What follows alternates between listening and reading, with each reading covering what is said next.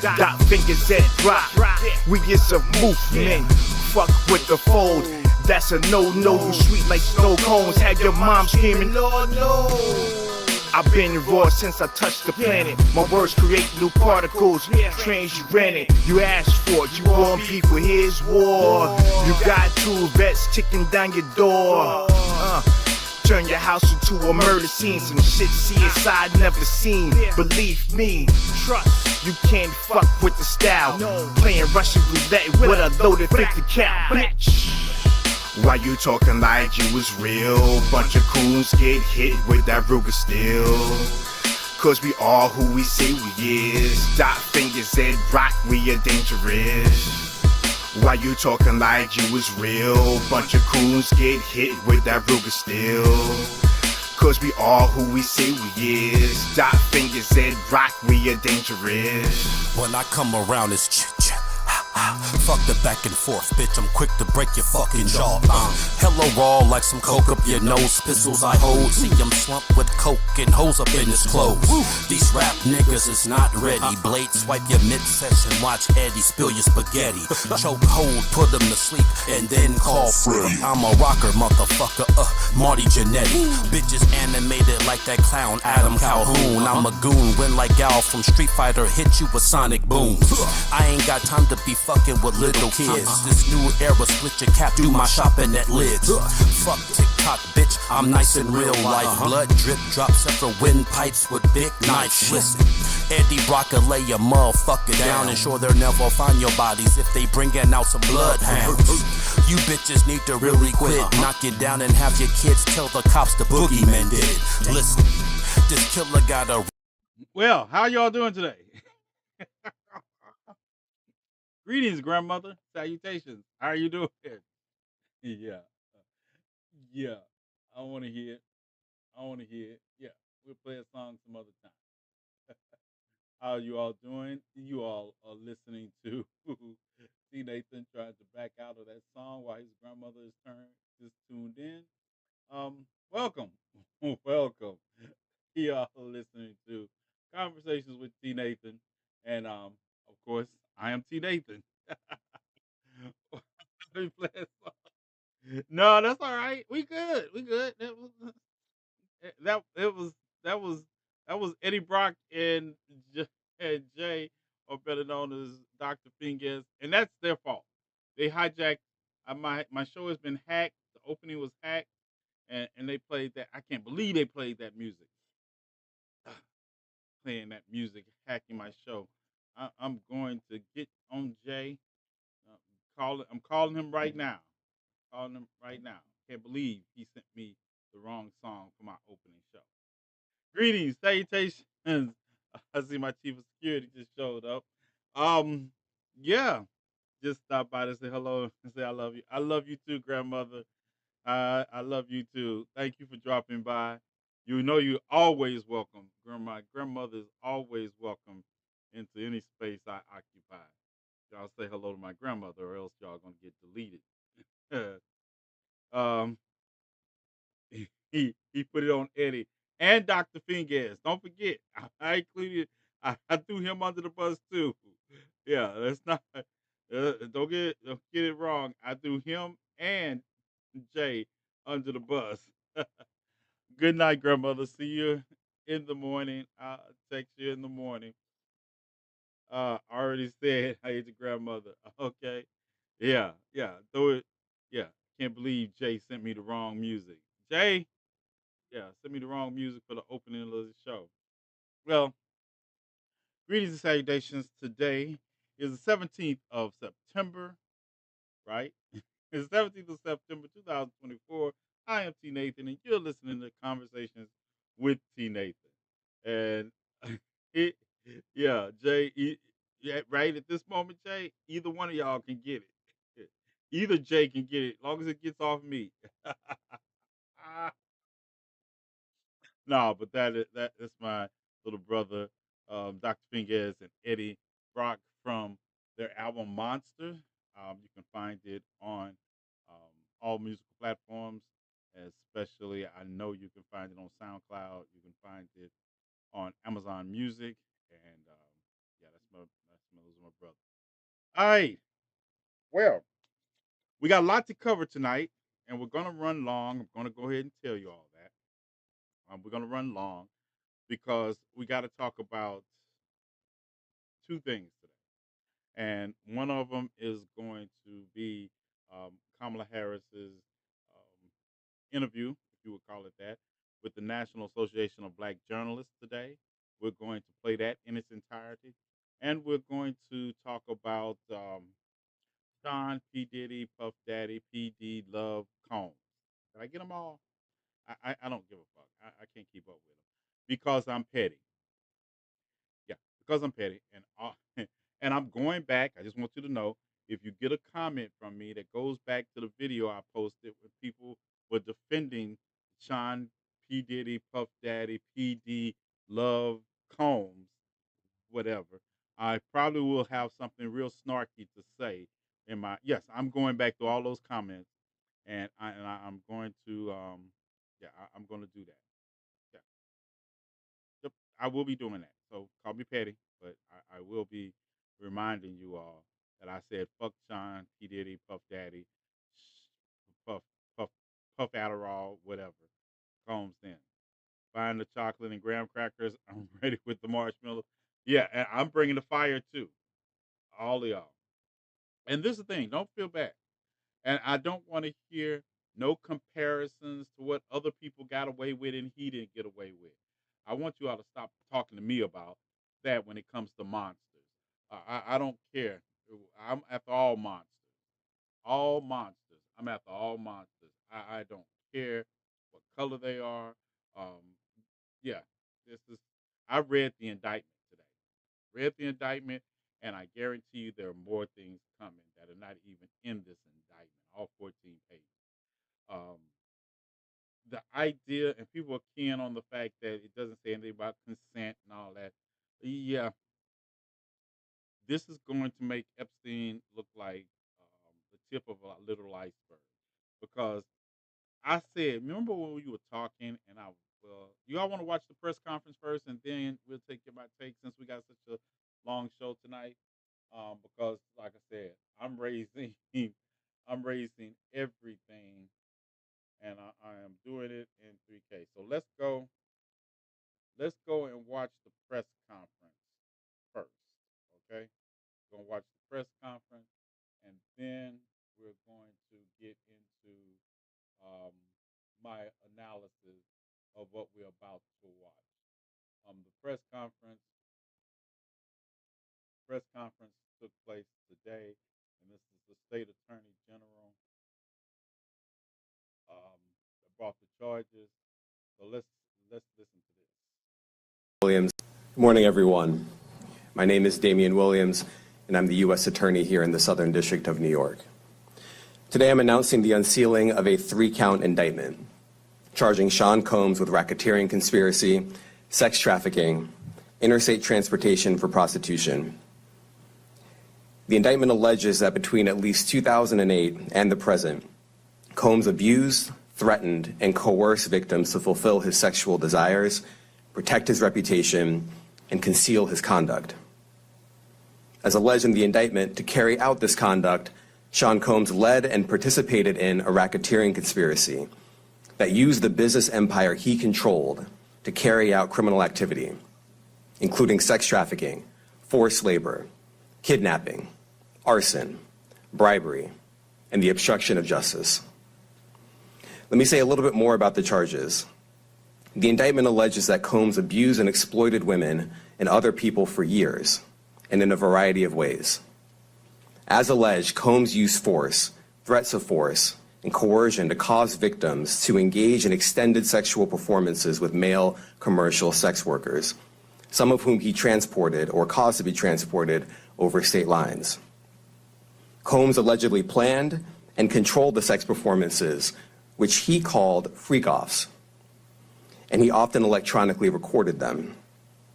The freak-offs sometimes lasted days at a time, involved multiple commercial sex workers, and often involved a variety of narcotics, such as ketamine, ecstasy, and GHB, which Combs distributed to the victims to keep them obedient and compliant. As alleged, when Combs didn't get his way, he was violent, and he subjected victims to physical, emotional, and verbal abuse so that they would participate in the freak-offs, and that Combs hit, kicked, threw objects at, and dragged victims, at times by their hair. On one occasion in March of 2016, that conduct was captured on video and later reported in the media. Specifically, Combs kicked, dragged, and threw a vase at a victim in a Los Angeles hotel when the victim was attempting to flee. As alleged, these assaults often resulted in injuries to the victims, which took days or weeks to heal. In addition to the violence, the indictment alleges that Combs threatened and coerced victims to get them to participate in the freak-offs. He used the embarrassing and sensitive recordings he made of the freak-offs as collateral against the victims. And the indictment alleges that he maintained control over the victims in several ways, including by giving them drugs, by giving and threatening to take away financial support or housing, by promising them career opportunities, by monitoring their whereabouts, and even by dictating their physical appearance. Because of all of this, the indictment alleges that the victims did not believe they could refuse Combs without risking their security or facing more abuse. The indictment also alleges other acts of violence undertaken by Combs and others, including violence against witnesses to his abuse, kidnapping, and arson. The indictment alleges that on more than one occasion, Combs carried or brandished firearms to intimidate and threaten victims and witnesses. Now, Combs did not do this all on his own. As I mentioned, Combs has been charged with RICO conspiracy. He used his business and employees of that business and other close associates to get his way. Those individuals allegedly included high-ranking supervisors in the business, personal assistants, security staff, and household staff. Going to jail. The indictment alleges that those individuals facilitated the freak-offs. They booked the hotel rooms and stocked them with the supplies, including drugs, baby oil, personal lubricant, extra linens, and lighting. When the hotel rooms got damaged, they helped clean it up. They arranged for victims and commercial sex workers to travel for the freak-offs, and they delivered large quantities of cash to Combs to pay for the commercial sex workers. The indictment also alleges that they helped Combs cover up his crimes. During the March 2016 incident at the LA hotel that I mentioned earlier, a member of the hotel security staff intervened, and Combs attempted to bribe the staff member with a stack of cash to make sure that what happened was kept quiet. And as the indictment alleges, in late 2023, after public allegations were made about Combs' crimes, he and others pressured witnesses and victims to stay silent, including by making phone calls to witnesses and victims and giving them a false narrative of what they had experienced. And as alleged, Combs used others to help conceal his abuse by monitoring and preventing victims from leaving a location in order to hide their injuries, or by locating and contacting a victim who had attempted to flee. As part of this investigation, in March of this year, special agents from HSI executed search warrants at Combs' residences in Miami and Los Angeles. They also executed a warrant for Combs' electronic devices. During those searches, agents seized evidence of the crimes charged in this indictment. They seized firearms and ammunition, including 3 defaced AR-15s and a large capacity drum magazine. They also seized evidence of the freak-offs, electronic devices that contain images and videos of the freak-offs with multiple victims. And they seized cases and cases of the kinds of personal lubricant and baby oil that Combs' staff allegedly used to stock hotel rooms for the freak-offs, more than 1,000 bottles altogether. Here are some of the items that we recovered during the searches.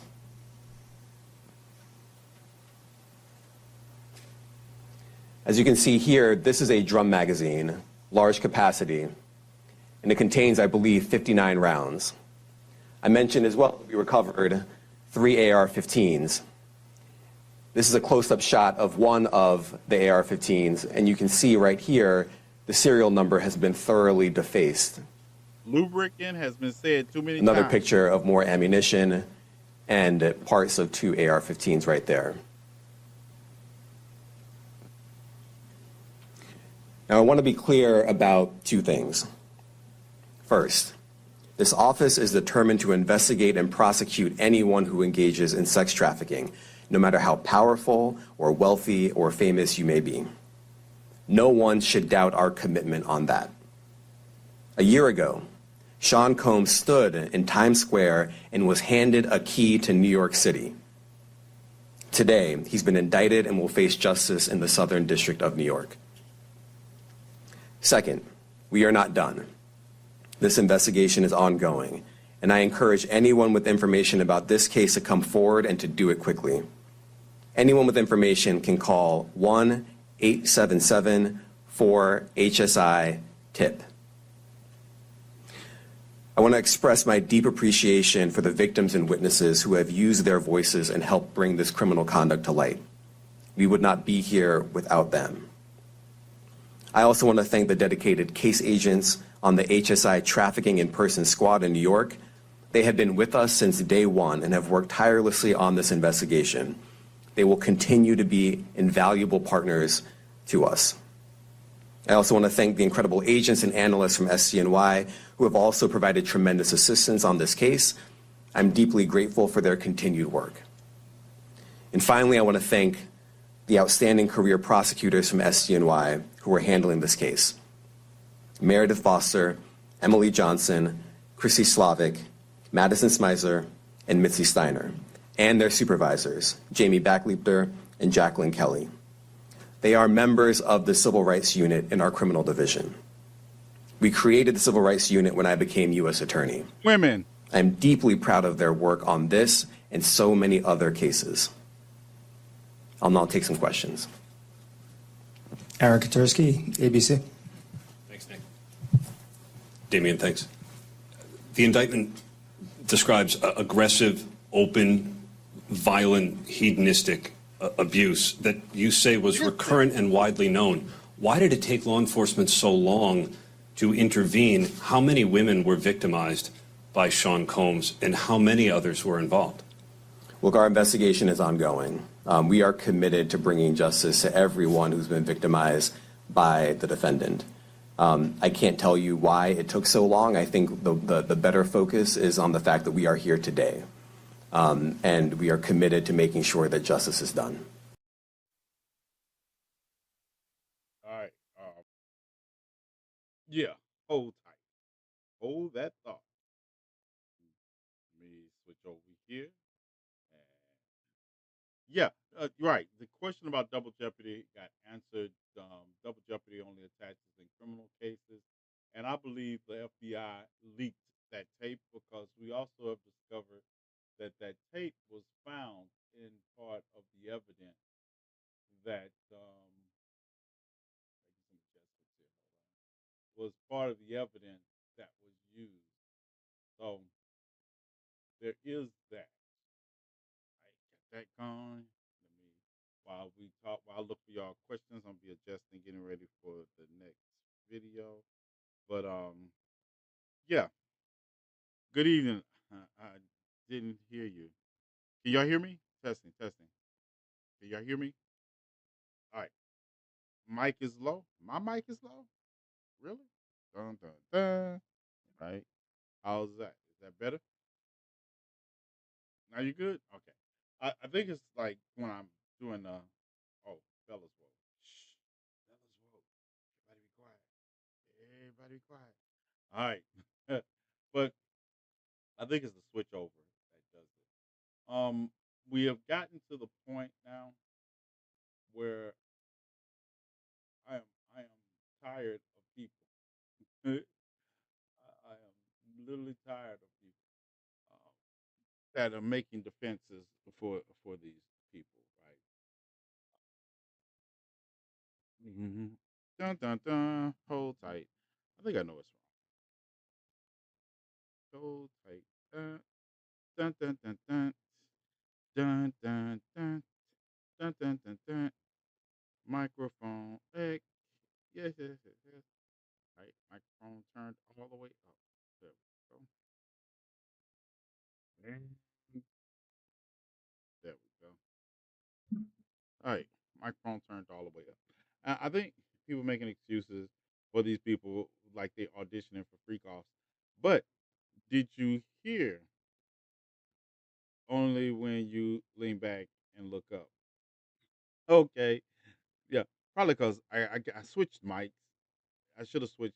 I switched mics because I am never happy with the mic, so I be switching them back and forth. I see one of my clients. Dun, where your client go? Client laying back down. But yeah, fuck Sean Combs. I hope he gets everything coming to him and more. He's being held without bond, and like I said, there's more coming. The trafficking charges. It's the idea. Now, I'm gonna say this: it's not the consensual stuff. Everything that's consensual, I think, as long as consensual, meaning adult, everything that's consensual is off the table for me. I don't care how many bottles of lubricant you had. All the consensual stuff is off. But I know he used those tapes to blackmail people. I know witnesses come forth to say they were scared, and that's something totally different. That's not just about people. I'm not clutching my pearls over any sexual act that adults, all right, Jay, that adults engage in. I'm not clutching my pearls over that. What I am saying is that when you venture off into the exploitation associated with it and the racketeering, when you look at I'm not even about rich people trashing hotel rooms. Don't care about any of that. But I read the indictment, and it's the statement of witnesses that said they were afraid. Now, also, I know other charges are coming because we're going to get to some underage stuff. I don't picture PD being tough in prison. I don't extortion and all that. Right. Those are my things. Don't get it twisted. I'm not consensual sexual relationships between adults.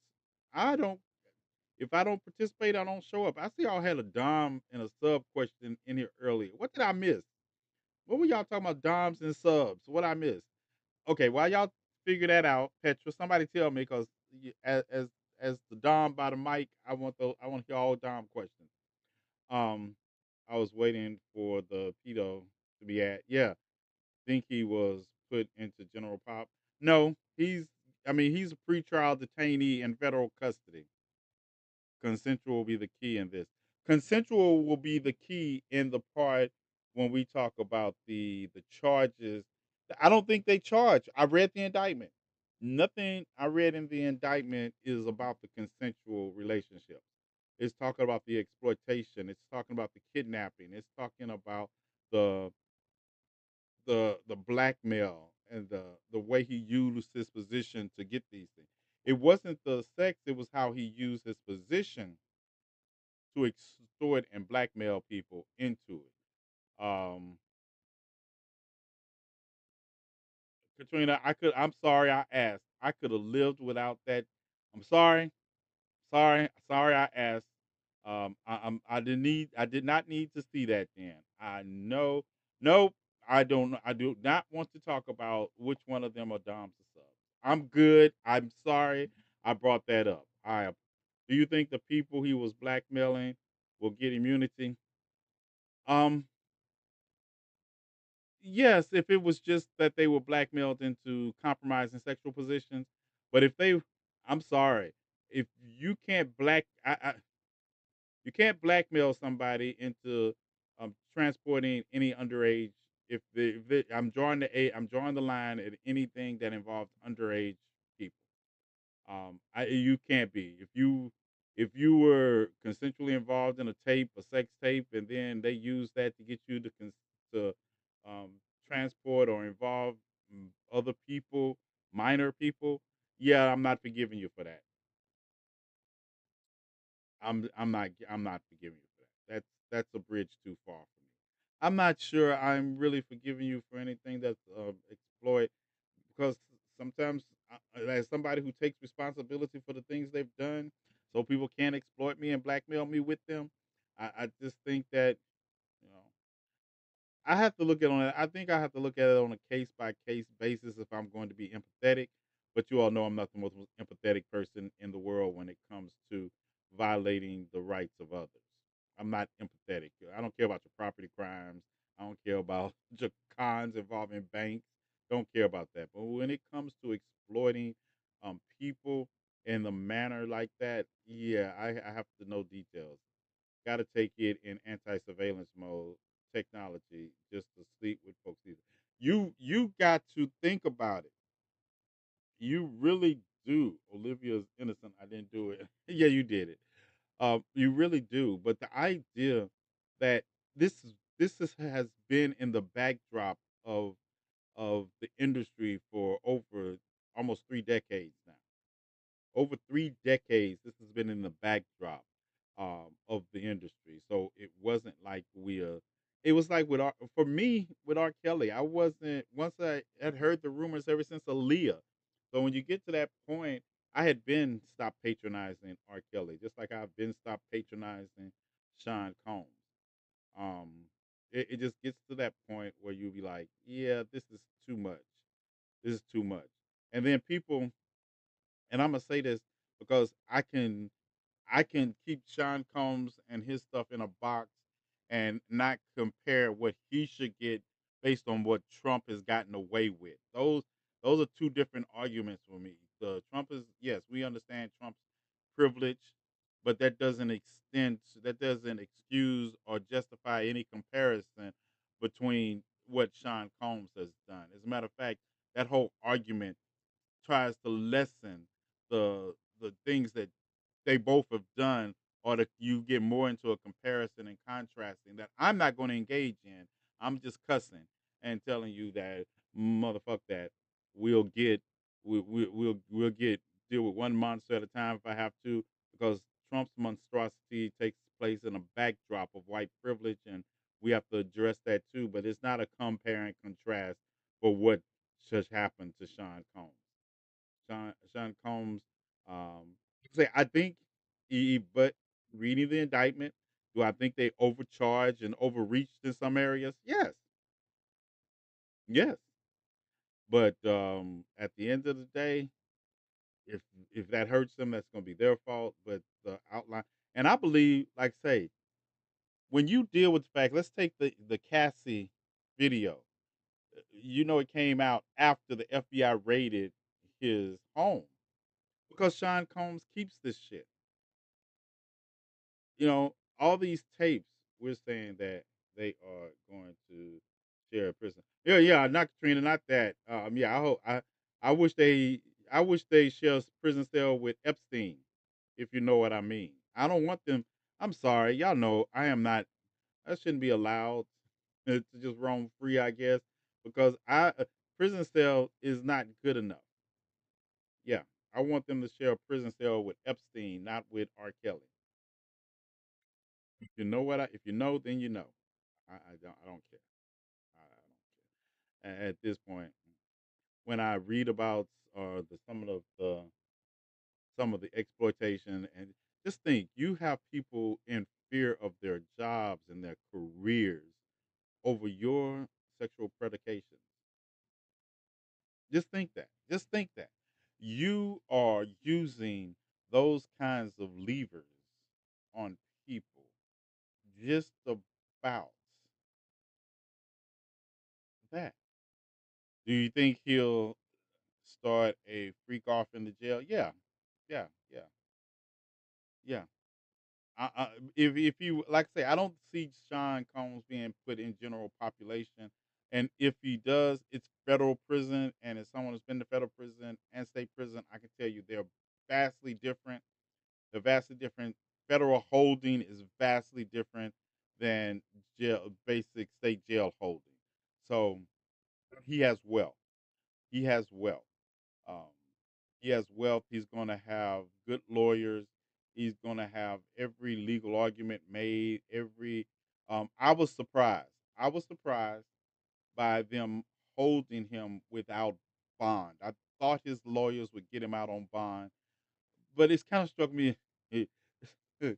it struck me as strange that his mother's house was part of the bill that they were offering. I was like, you put your mom, you want to put Sean Combs has properties all around, and he put his mom's home on the line. Yeah, no. One thing about me, no trouble I ever got into did I try to drag my mom into hunt with. I bet they'll have to have different guards every day so he doesn't manipulate them. The racketeering charges, and then I want to ask, how should I put this? Hey, listen up, people. There are only like 16 places, unless y'all break.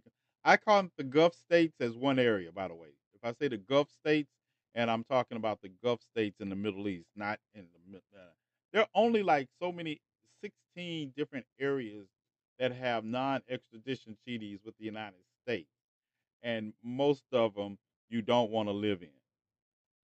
Trust me, you don't want to live in. The Gulf states, I don't know, maybe some of you all.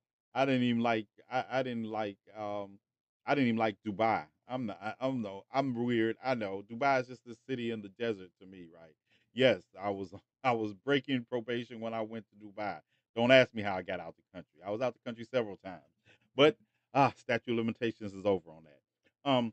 Dubai, Belize, China, people think they can go to Ecuador. Let me break the news to you about Ecuador because some people don't follow the news. But Ecuador just recently, this year, as a matter of fact, signed up the extradition treaty with the United States based on they want to get some of those drug dealers that ran to Ecuador and tried to continue opening up shop. Yeah, they extradited their ass back to the United States. They thought they were safe. Okay. And the racketeering charge is what's going to hurt him from going to places like that. But he's got land in the sands of the West Indies. Yeah, he got all that, but he don't have a passport now. And it doesn't. Let me tell you something about passports. Passports only matter if you're flying commercial. Tell you again, passports only matter if you're flying commercial.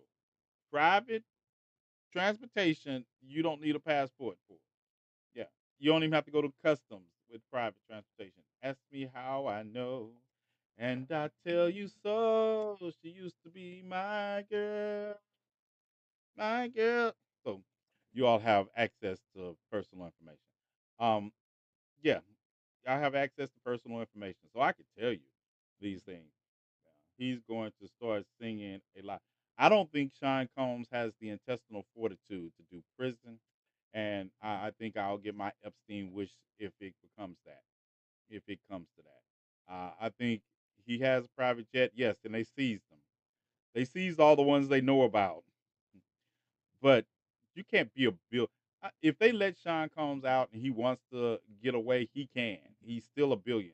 Don't forget or he might be like 900 and some million now because he got a legal team and he had to pay off for some lawsuits.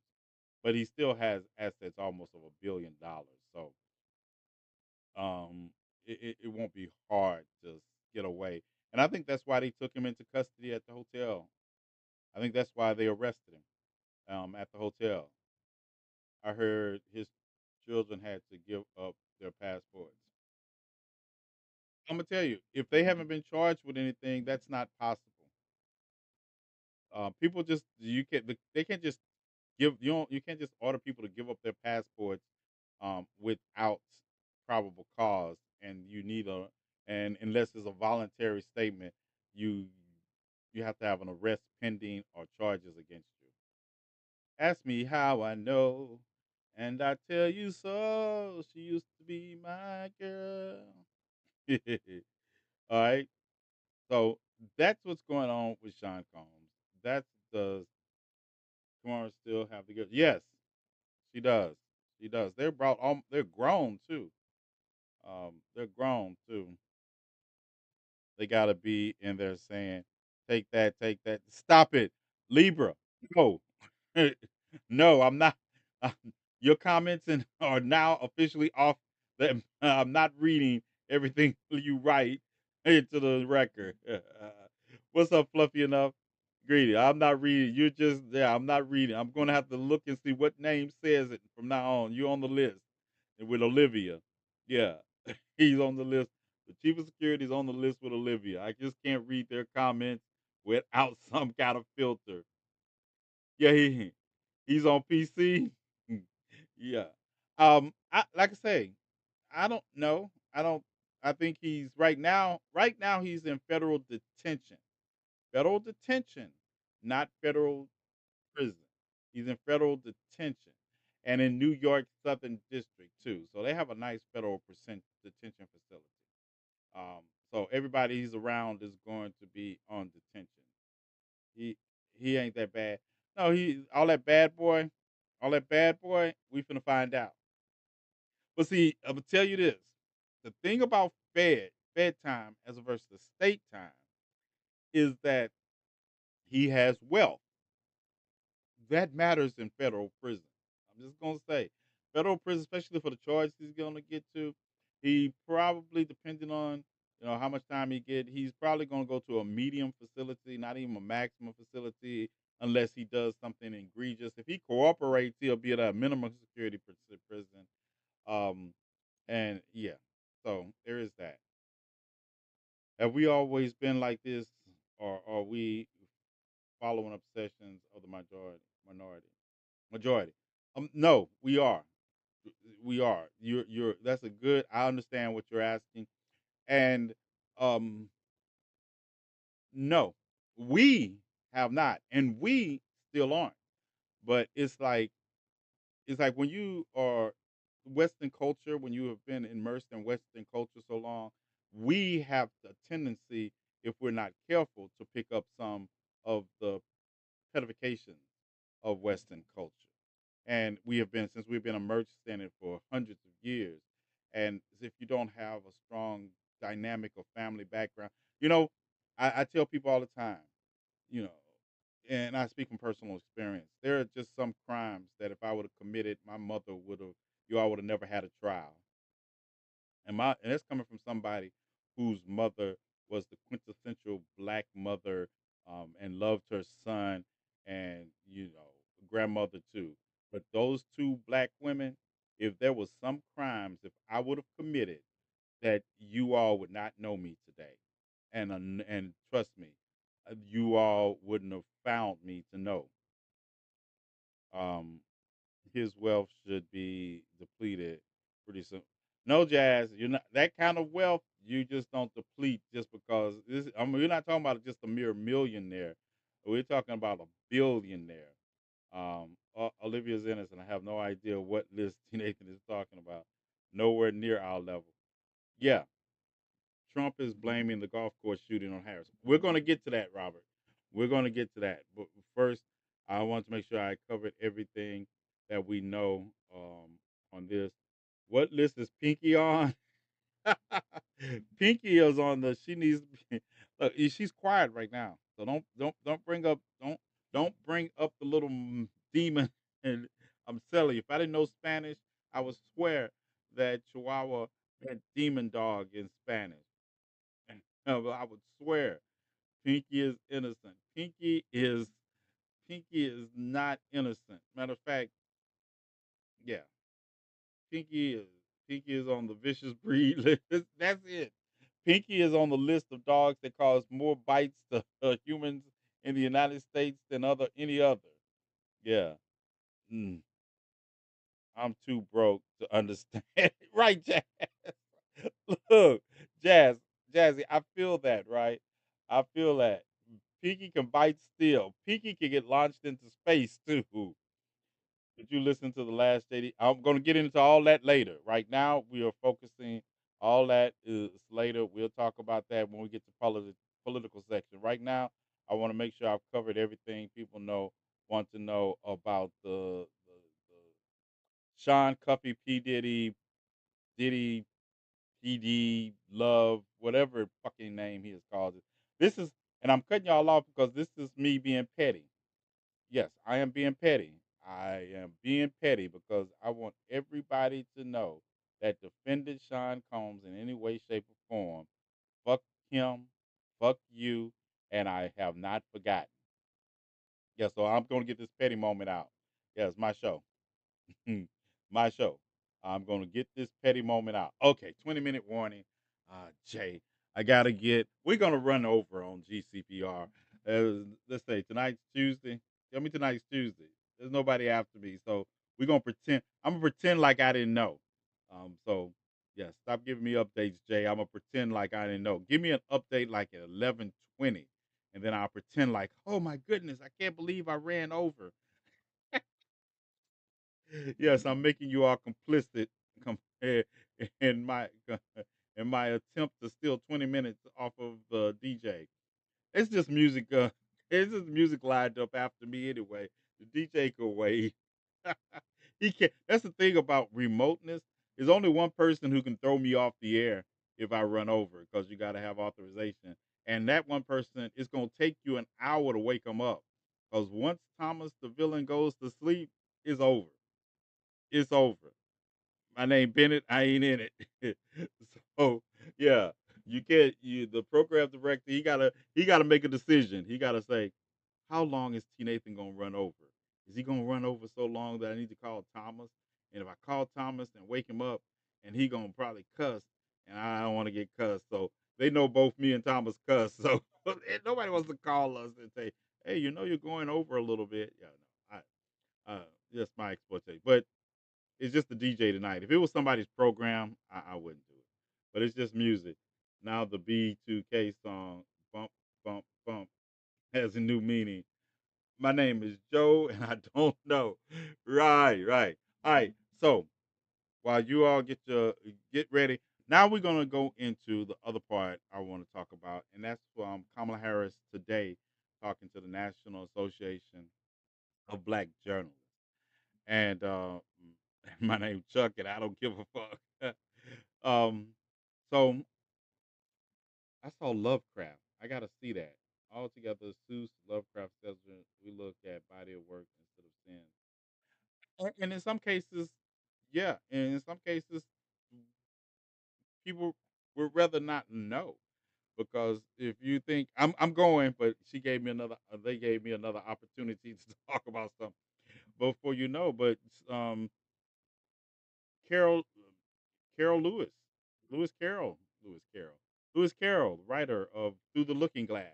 Most people think that is the work of Lewis Carroll is called Alice in Wonderland. It's actually called Through the Looking Glass. And he was a PDO. He was a PDO. No, there is no separating the artist from their work. I think there is rain if I'm honest with it, because you can't wipe out the memories associated with the work. I'm gonna tell you, I like this. I was never a Cosby big. I patronized the Cosby Show because I patronized blackness, right? But it was something of I didn't like the idea that the Cosby Show would wrap up complicated issues in the black community in 30 minutes. I wasn't like everybody else. People say it was unrealistic. I didn't care about that. I didn't like the fact that they tried to wrap up complicated issues in 30 minutes. But even when the word came out about Bill Cosby and what he had done, I still could not. I separated my years of watching, especially a different world and the good Cosby Show episodes. I could separate them. I had to because I couldn't wipe out the memory. Um, R. Kelly, I don't listen. I don't purchase R. Kelly music, or you don't hear me play it. But it's not like I don't hear the words sometimes. Like right now, just mentioning R. Kelly's name, I hear the music too. I think I could fly in my head, right? And it's unrealistic for me to believe we can erase. Um, Kevin Spacey. I still see Unusual Suspect. Kevin Spacey. My thing is, I see those people and I might be drawn to it, but I also now am aware of who they are, so it taints it for me. But it's not a separation. It's not the clear separation that we believe. Because I look at Chris Brown. Personally, I'm not a Chris Brown fan, but his tour is hot right now. So yeah, so it's hard to act after the fact by separating them from our collective memory. Um, and I find that black people are asked to do that more than white people are do because I don't see people watch Harvey Weinstein produce movies and they don't even know that they're Harvey Weinstein produced movies. You know, they can talk about the monster that he is, but they're not watching movies that Harvey Weinstein produced, even with the people in it the women in it that have leveled charges against him. Um, there are all kinds of, and the prime example is Donald Trump at this moment. White people are still overwhelmingly enamored with him, in spite of the fact that his medications play out um, in a national manner. So it's they always want us to throw out the works and the hero right, and I just can't do whatever you all can do, you all can do. While I don't patronize them, I don't try to. I'm not trying to purge my memory of a dance I was at during high school, or of something I was at and music was playing, or parties we have had, watch parties.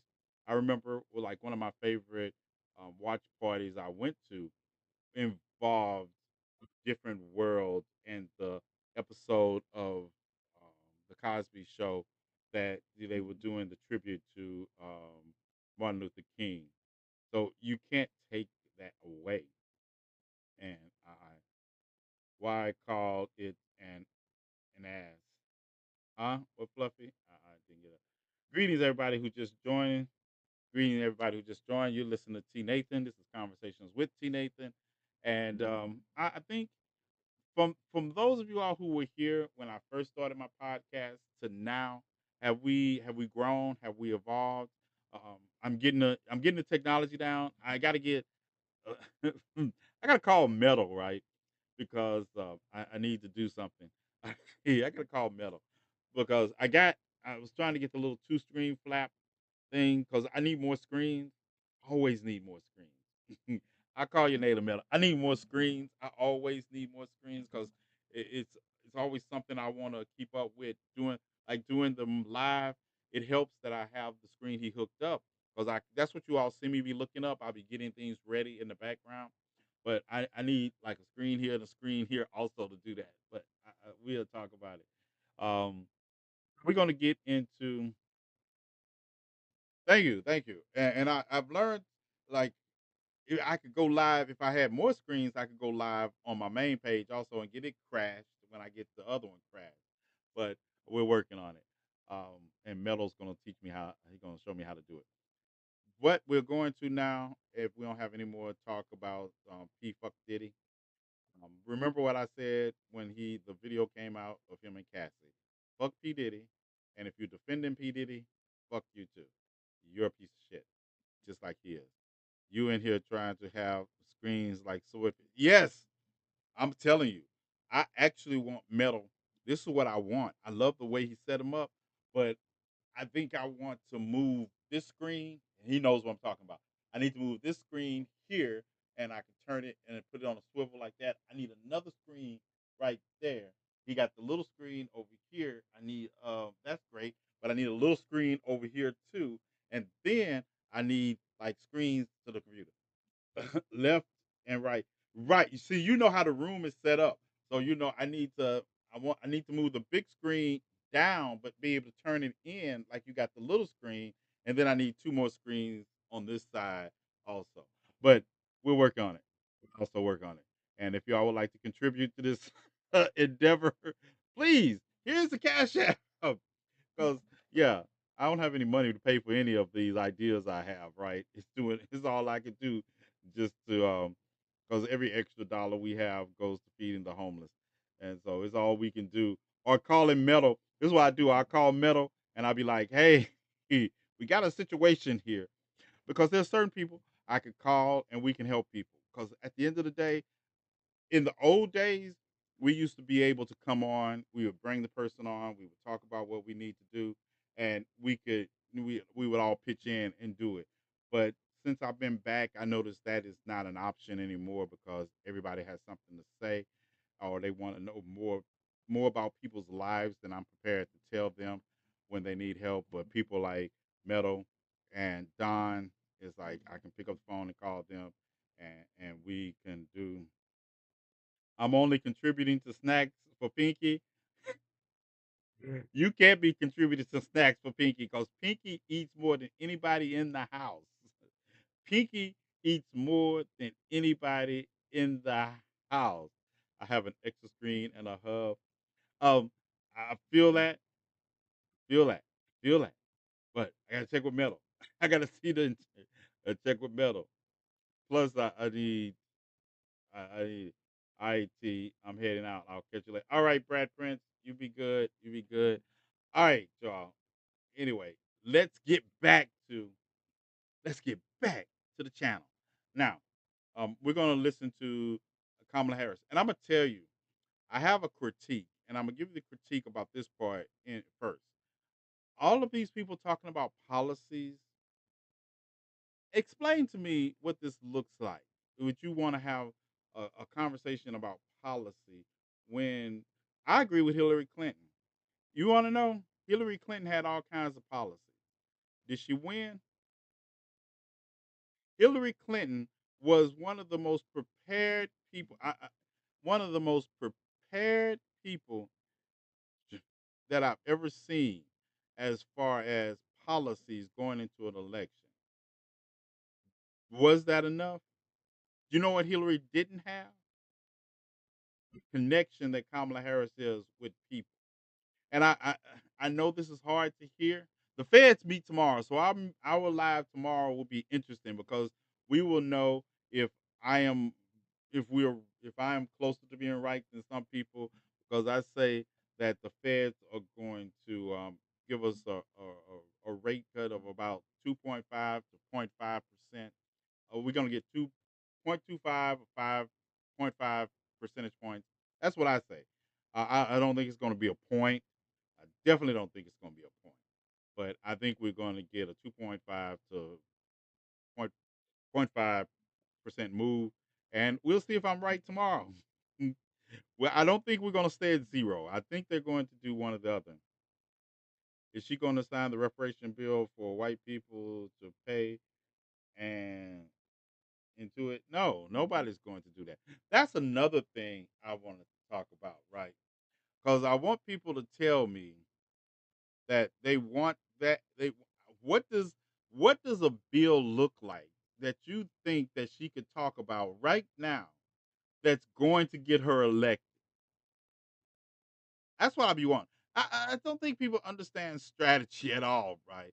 It's like people like, well, she has showed you with the Lift Act. She has shown you with what she did when she was Attorney General with the first Second Chance Act that target because it was designed to help people in a certain economic bracket that is disproportionately populated by whom? Anybody? So when I hear people say this, I was like, how do you think somebody? It'd be different if you were white. You could say that to white people because they're the majority of the voting per block that comes along. There's 74 million of them. But the problem is that you all act like those numbers are relevant to the electoral college. It's not the fact. I'm gonna tell you right now. I'm saying this right now. Listen to me. Kamala Harris is going to win the popular vote.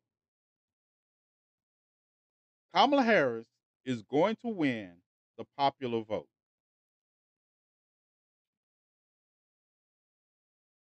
Anybody understand what I'm saying? If you understand politics, you know the popular vote is going to be won by Kamala Harris because she's going to win New York, California, populous states like that. She's going to win the popular vote. But we have to remember the presidency hinges on winning 270 in the electoral college. That's what gets you to the presidency. Because we have seen, thank you, Katrina, exactly. We have seen the popular vote not get into the White House. So That's why I tell y'all, don't get distracted by polls. Um, oh, oh no. Hmm, hold on. Oh, okay. Don't worry about it. It rolled over. I was like, my son is gonna call me and tell me his. I keep up with their. I have to authorize what they're buying, right? And it just told me something, and I was like, I'm sorry, I'm broke. But then it didn't let me stay broke. Um, I forgot it was hooked up, but she's gonna win the popular vote. Yeah, but the problem is the electoral college, and the problem, and that's why I need people to look at it and understand. Don't get all happy. I just be putting up polls because I just like antagonizing MAGA supporters when they say something, and I say, "Yep, you didn't see that in the poll." I'll say that because in swing states right now, she's well within the margin of error with a 0.3% lead. A 0.3% lead is not even worth talking about because a lot of these same people that say they are going to when I see some poll numbers in the double digits, then I'll say, okay, it's on.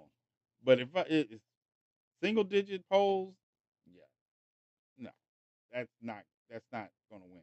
When I want to see swing state there polls that say she's winning by 7 to 8% in swing states. Anything less than that is inside the margin of error. I want to see 7 to 8. Matter of fact, I really wouldn't be comfortable unless I saw 9 to 10, right? Because a lot of polls are determined by how you ask questions. Because they're asking all these questions of people like, "What's the most?" Oh, all right. Let's get to NAMSA, and then we'll come back because we had 56. How am I supposed to get this in 20 minutes? All right, y'all gonna be lying for me. I just want y'all to know it's gonna be a lot of lying going on. When Thomas the Bishop is like, "Did you run over?" I'll be like, I'm blaming Jay. I'm like, Jay is supposed to. I'm not gonna blame you, Olivia. Blaming Jay. All right. All right. We're going to do. I'm going because I want us to be introduced also to the people that are going to be moderating this. So I am going to set them up also. We're going to get them set up and let the moderators that we have, and we're going to also get into what's going on. So hold the line and Our three moderators for today's discussion. Jaron Keith Gaynor is the White House correspondent and managing editor of politics for The Griot. Eugene Daniels is co-author of the Politico Playbook and is Politico's White House correspondent. Tanya Mosley is the co-host of NPR and WHYY's Fresh Air. Hello, everyone, and welcome. We're going to get right to it. Without further ado, Vice President Kamala Harris.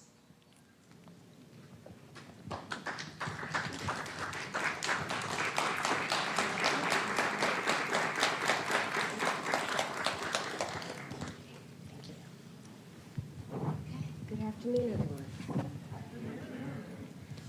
Madam Vice President, thank you so much for doing this and making the time. Of I'm course. just a little bit busy right now. We want to start on an issue that Americans across the country say is their number one concern, and that's the economy. A question that has been asked of you and everybody that's on the Democratic side is whether or not voters are better off now than they were 4 years ago. Are they better off now than they were 4 years ago? So when we came into, well, first of all, let me just say it is good to be with the National Association of Black Journalists, and I thank you for the work you do and that your members do every day. It is very important that we ensure that this organization and your members always have the resources and the platforms to deliver the voices that must be heard. So I thank you for hosting me today. 4 years ago, when we came in during the worst unemployment since the Great Depression. We came in during the worst public health epidemic in centuries. We came in after the worst attack on our democracy since the Civil War. And a lot of it due in large part to the mismanagement by the former president as it relates to COVID and obviously January 6th. And we had then a lot of work to do to clean up a mess.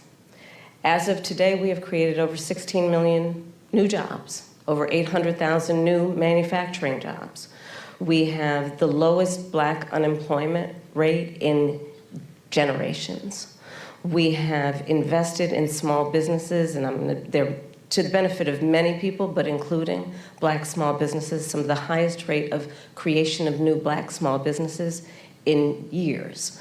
We have done the work of capping the cost of prescription medication for our seniors for issues like insulin. And again, I'm speaking to the Black journalists who care about all people, but in particular, I'll talk about the impact on Black people, where we know Black folks are 60% more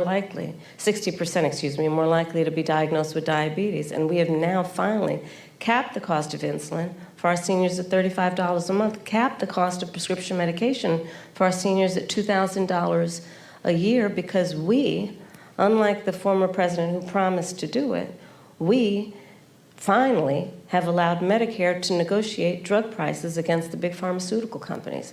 And these are just some of the accomplishments. Is the price of groceries still too high? Yes. Do we have more work to do? Yes.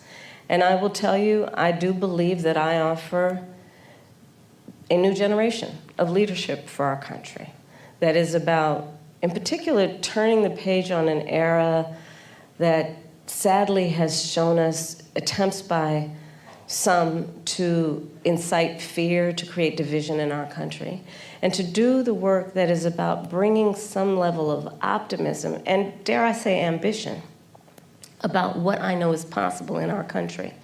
And so my plan for the economy includes what I imagine and believe and call an opportunity economy. What we can do to grow an opportunity economy where all people have access to the resources to compete, to apply their incredible work ethic, their ambition, their aspirations, and their dreams, and actually not just get by, but get ahead. And I can talk in more detail about it, but specifically, I'll mention a few things. Yeah.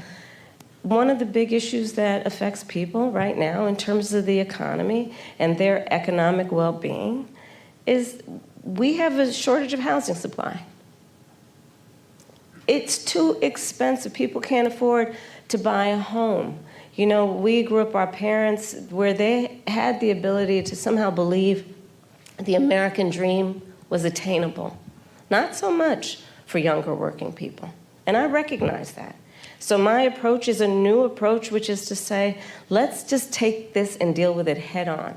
And part of my approach is to say, I'm going to employ and engage the private sector, in particular home builders with tax credits, to give them the incentive to create new housing, 3 million by the end of my first term, and understanding that not everybody is, handed a silver spoon, but works hard and is trying to save up for a down payment. Part of my plan under my opportunity economy is to give first-time home buyers a $25,000 down payment assistance so they can just get their foot in the door to be able to then engage in what will prove to be their opportunity to build intergenerational wealth. And here's my personal experience coming at that. I grew up a middle-class kid. My mother was hardworking. She raised me and my sister Maya. She saved up. And it was only by the time I was a teenager that she could afford to actually buy her first home. And I know, and I identify with, I know where I come from. Madam Vice President. And I know, but I'm just going to finish. I know that so many people work so hard and should have the opportunity to just get their foot in the door. Again, so it's not just about getting by, but getting ahead. Please. I'd like to ask you more about the opportunity economy.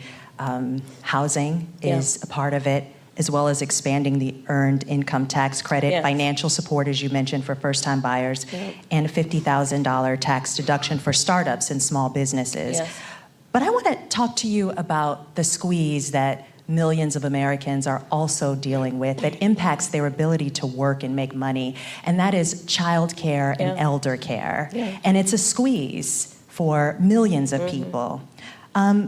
In some parts of the country, it costs more for childcare than for rents. I think That's right. Bloomberg recently reported an average of $33,000 a year.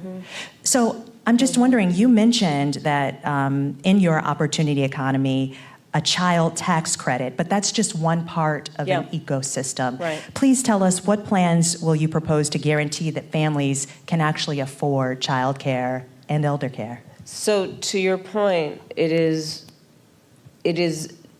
sadly the state of affairs in our country that working people often have to decide to either be able to work or be able to afford childcare. Like they can't afford childcare and actually do the work that they want to do because it's too expensive and it doesn't actually level out in terms of the expense versus the income.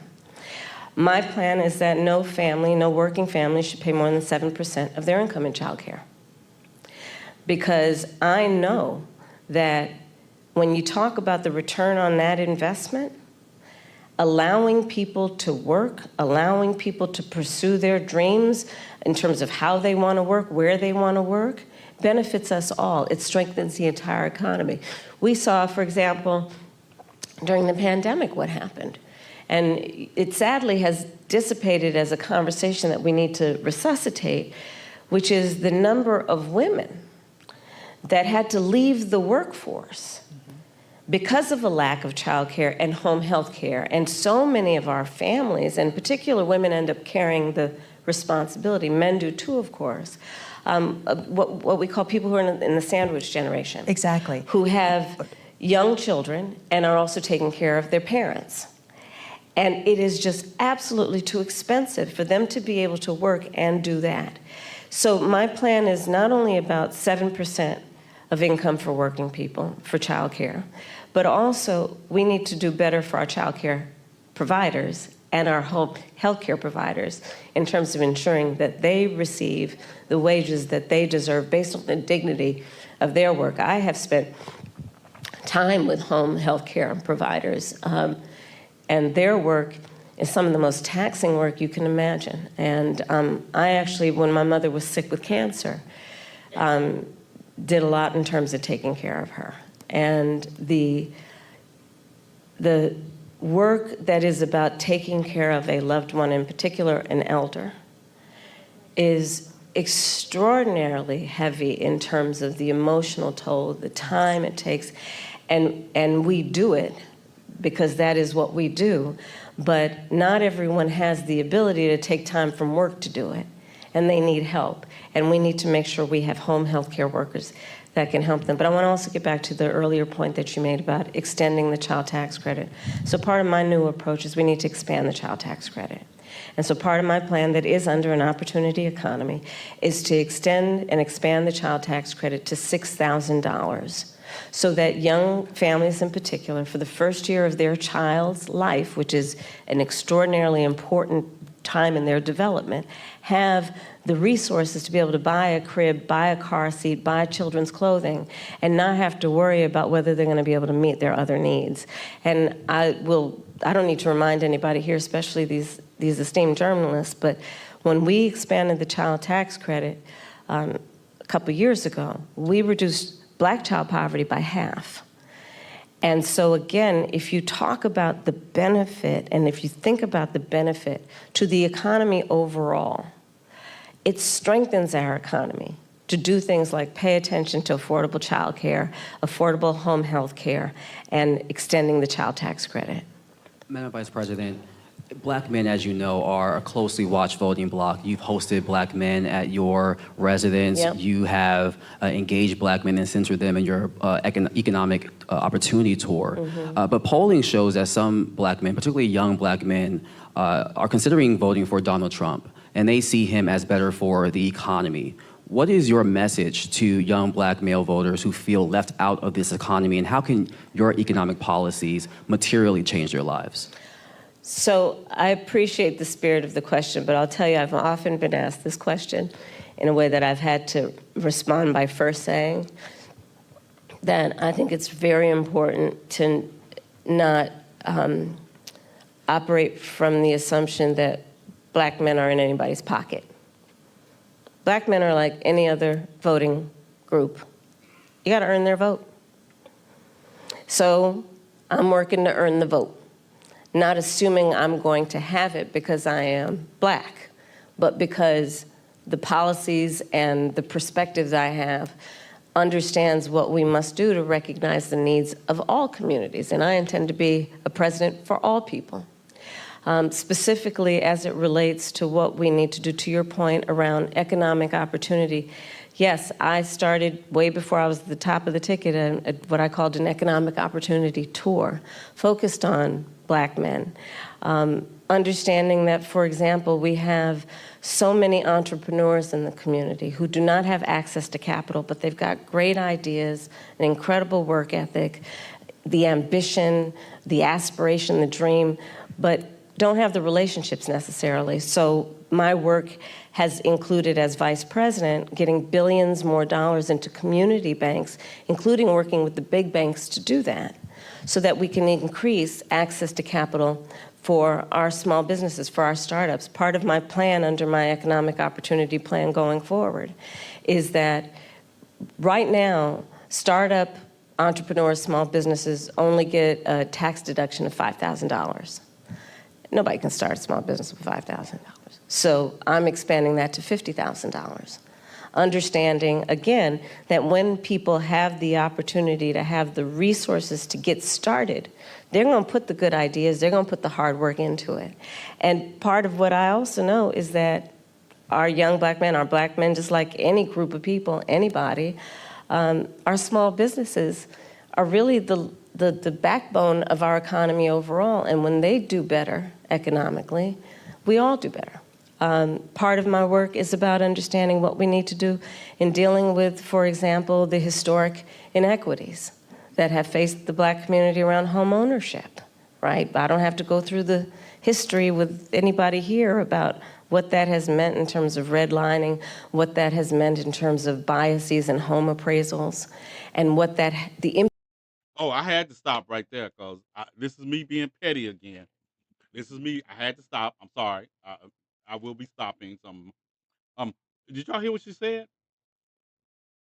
For those of y'all who think Kamala Harris is not aware of the disparities in this country that face black people, did you hear what she said? She rattled off those things better than most people I know.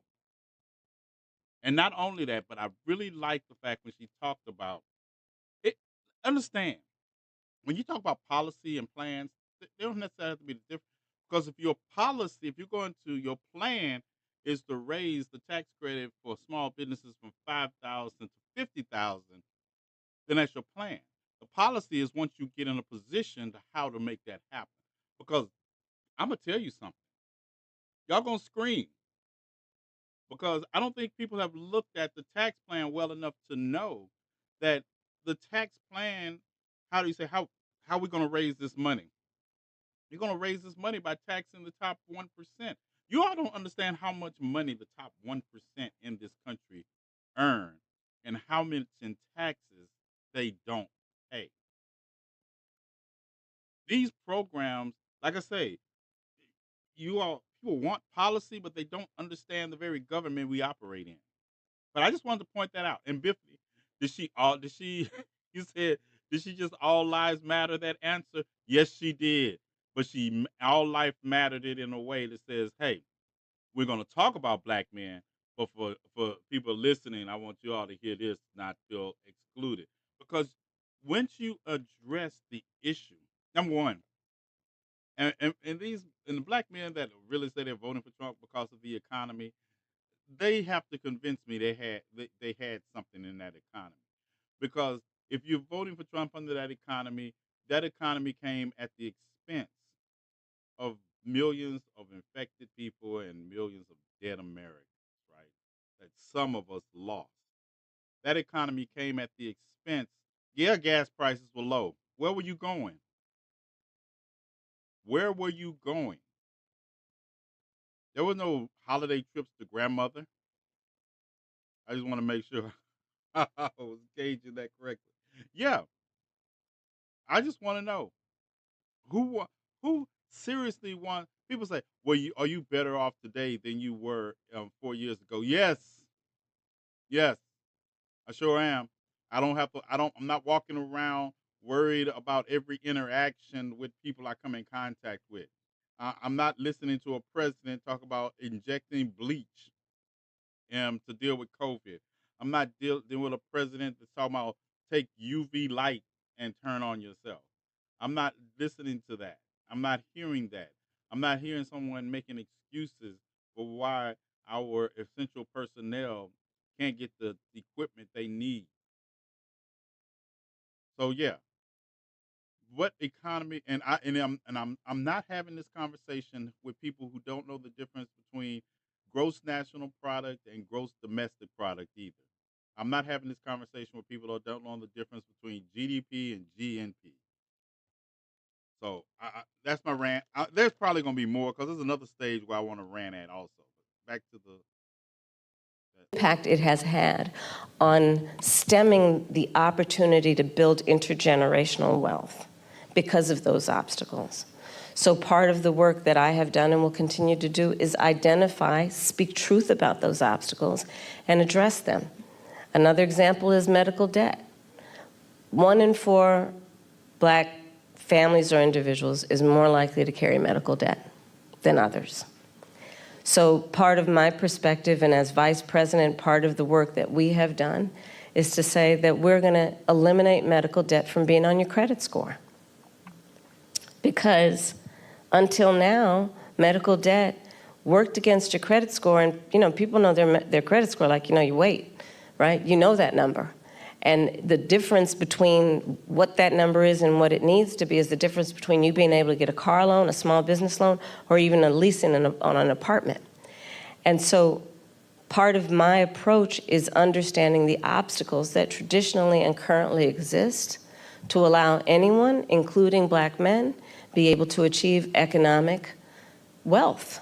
And I'm going to tell you, I don't think it is sufficient to just only talk about economic policy around reducing unemployment. It is an important marker, and I'm proud of the work that we've done thus far, but it should be a baseline there, everybody's working. The point is, do people have an opportunity to build wealth? If that's what they choose to do, if that's what they want to do. And a lot of my perspective as we go forward is just that. I believe that there are a lot of opportunities that are available to the American people if we see people and understand what they want for themselves and their families and then meet them where they are. Madam Vice President, I want to switch gears a little bit and talk about the war in Gaza. Mm-hmm. You've called for a ceasefire hostage deal and a two-state solution as an end to the war for many months now. And while you've expressed support for Israel to defend itself, a two-state solution and a ceasefire are at odds with what Benjamin Netanyahu has said is their right to defense. If it matters, as you say, how Israel defends itself, where do you see the line between aggression and defense? And our power as Israel's ally to do something? Okay, a lot to unpack in what you just said. So let's start with this. A lot to unpack. I absolutely believe that this war has to end, and it has to end as soon as possible. And the way that will be achieved is by getting a hostage deal and a ceasefire deal done. And we are working around the clock to achieve that end. Stepping back, October 7, 1,200 Israelis were slaughtered, and actually, and some Americans, by the way, in that number, slaughtered. Young people who were attending a concert, women were horribly raped. And yes, so I have said, Israel has a right to defend itself. We would.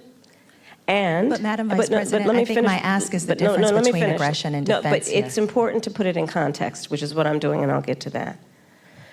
And so how it does so matters.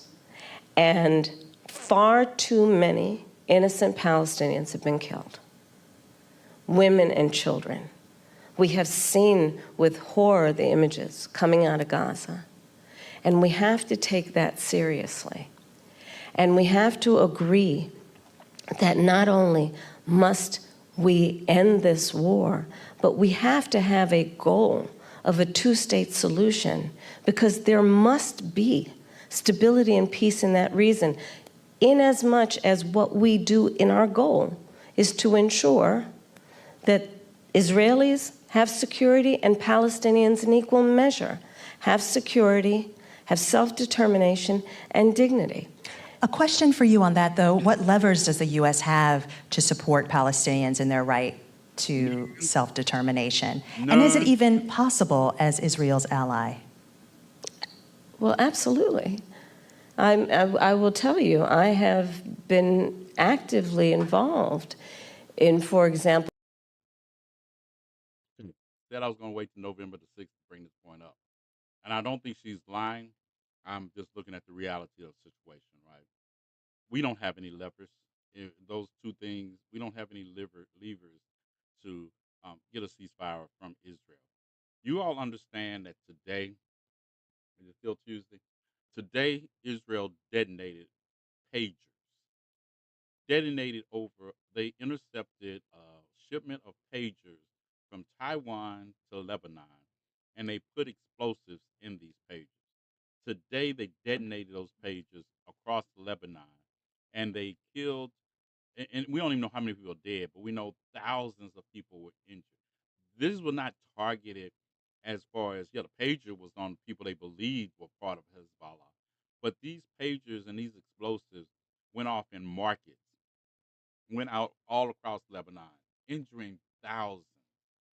And there were children in there. I guarantee you that happened. So when we talk, the United States, I don't care if they plausible deniability, but the word is from the United States was not notified of what Israel was doing. So I understand that, and it started to dawn on me when I talk to people and they say, they act like one person, and I know you haven't seen my video up on it because it's suppressed on my main page. A video of mine is under 1,000 views based on what I'm talking about right now, what Israel did. And in countries that do like that, and people, the Abandon Harris campaign, I think they're not looking at the geopolitics of the situation and what Israel continues to do, or the fact that if the United States even stops supplying weapons to Israel, Israel will get those weapons from Korea, North Korea, Russia, and all that. We have taken a mutual defense of Israel. That's part of our policy. You all can get over that. That's not going to change. The defense of Israel is not going to change. So I don't know how you all don't look into the geopolitics of what's going on and say that, yes, maybe we can adjust weapons and make them only defensive, but I don't know if you all know, but even if you have defensive weapons, they're going to be rockets and missiles. If the person you're attacking is next door, defensive weapons kill just as quick as offensive weapons at that close range. So understand that. All right. So I'm not, this is one of the things I was going to save to November the 6th, but I'm saying it now because I don't think she's not lying, but I think the United States is overestimating their ability to control Israel at this point. Meeting not only with Israeli officials, but with Arab officials to talk about how we can construct a day after scenario where we participate in ensuring those exact goals that I outlined, including as part of the principles that should be applied to those goals, that there be no reoccupation of Gaza, that there be no changing of the territorial lines in Gaza, that there be an ability to have security in the region for all concerned in a way that we create stability, and let us also recognize in a way that ensures that Iran is not empowered in this whole scenario in terms of the peace and stability of the region. But absolutely, the United States of America absolutely has a role, which is why we have been active, in particular with the Qataris and the Egyptians, around attempting to get a deal done and get it done as quickly as possible. But Madam Vice President, just to follow up really quickly, is there a specific policy change that you, as President of the United States, would say you would do that would help this along? Because you've gotten a lot of credit for emphasizing the humanity of Palestinians. But what I often hear from folks is that there's no policy change that either you or President Biden have gone and said they would do. Is there a specific policy change as president that you would do in our helping of Israel? We need to get this deal done, and we need to get it done immediately, and that is my position, and that is my policy. We need to get this deal done. But in the way that we send weapons, in the way that we interact as their ally, are there specific policy changes? Well, Eugene, for example, one of the things that we have done that I am entirely supportive of is the pause that we've put on the 2,000-pound bombs. And so there is some leverage that we have had and used. But ultimately, the thing that is going to unlock everything else in that region is getting this deal done. And I'm not going to disclose private conversations, but I will tell you, I've had direct conversations with the Prime Minister, with the President of Israel, with Egyptian leaders, and with our allies. And I think we've made ourselves very clear this deal needs to get done in the best interest of everyone in the region, including getting those hostages out who, I mean, we saw the latest example of what happened with the 6 most recently, one of whom was an American citizen. But what do you say to those that say that's not enough, that stopping the 2,000-pound bombs the one time wasn't enough, that this administration, your possible administration, has to do more? Well, we are doing the work of putting the pressure on all parties involved to get the deal done. But let me be very clear also. I support Israel's ability to defend itself. And let's be clear. I want to know from those people, what does that policy look like to you all in the constraints,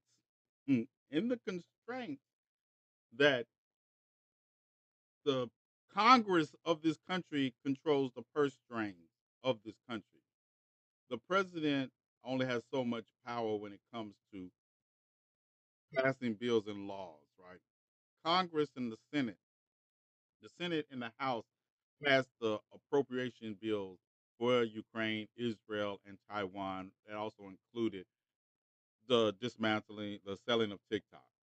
Congress passed that bill. And they passed it with enough votes that even if the president would have tried to veto it, they could have still pushed that bill through.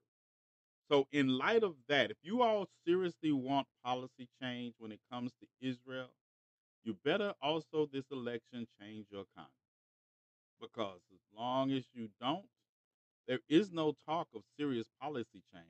And there is really no talk of a ceasefire unless Israel concedes to stop bombing Gaza and its neighbors and calling it self-defense. All right. And Titus, and that's another thing. They do, but it is so it is so interesting to me, right? Because I'm telling you, I think how should I gotta put this tactfully because I don't want to shock the sensibilities of some of our white peer brothers and sisters in here. But um I would take APAC money and be gone and wouldn't do a damn thing they wanted. You can't take it back. You can't take it back. What you gonna do? I think like a hustler. I was like, oh, you want me to vote this way, and this way? Okay. You donating $1 million? Okay, that's fine. Donate it. And then if you said anything about it, I would say you tried. Oh, so you saying you tried to bribe me to vote the way you want to by donating to my campaign? I would. I still keep the money, and I'll make APAC look stupid. I make APAC look stupid. Yeah, but that's just me. That's why I'm not. That's why I don't run for public office because they're going to run candidates against me once I get there on the boxing. I'm bringing boxing gloves my first day in office. I'm gonna have boxing gloves over my shoulder, and I'm be ready to box people. So they not gonna. I'm not gonna stay in long, and I'm gonna put all my record out before I even get there. But that's what I want to say. So this sounds good in an instance, but until we understand, we put the opus on Israel. See, this abandoned Harris campaign and all. When we were protest, and I think people don't understand the protests I was engaged in over the spring. Those protests was involving universities to divest themselves of their investments in Israel. That is not the. That's a whole different protest. Those universities had invested in Israel. So we were only protesting at universities that we wanted to divest themselves of their investments in Israel. That is an economic protest against Israel, and people didn't understand that, and of course it got out of control because of people that that understand. But if you all want serious change in the policy towards Israel, good luck, good luck. But also, that change is only going to come if you start supporting people who are about that change on the level of Congress. Okay, and yeah, I'm gonna tell you, I like the questions, and I like the way they're asking them because people expected her to come here. Now, I don't think she expected it, or the moderators. I give them great credit because this is how you're supposed to conduct an interview with somebody who's trying to get the nuclear codes to the country. This is how you should conduct an interview. They should be able to answer difficult questions. And it's not even so much of having an answer that we're going to be happy with. It's about having an answer that is rooted uh, in your job. You have to know. And her saying yes, that's an answer. I understand where it's coming from because we're not doing anything to change the dynamic in which that answer takes place. I like the way they handle it because you know that media was gonna say, "Oh, black journalists handled her with kid gloves," and they gonna like Fox does Donald Trump. We don't respect that, so I wouldn't respect them if they didn't ask hard questions. I'm fine with the questions. I like the way they're answering them.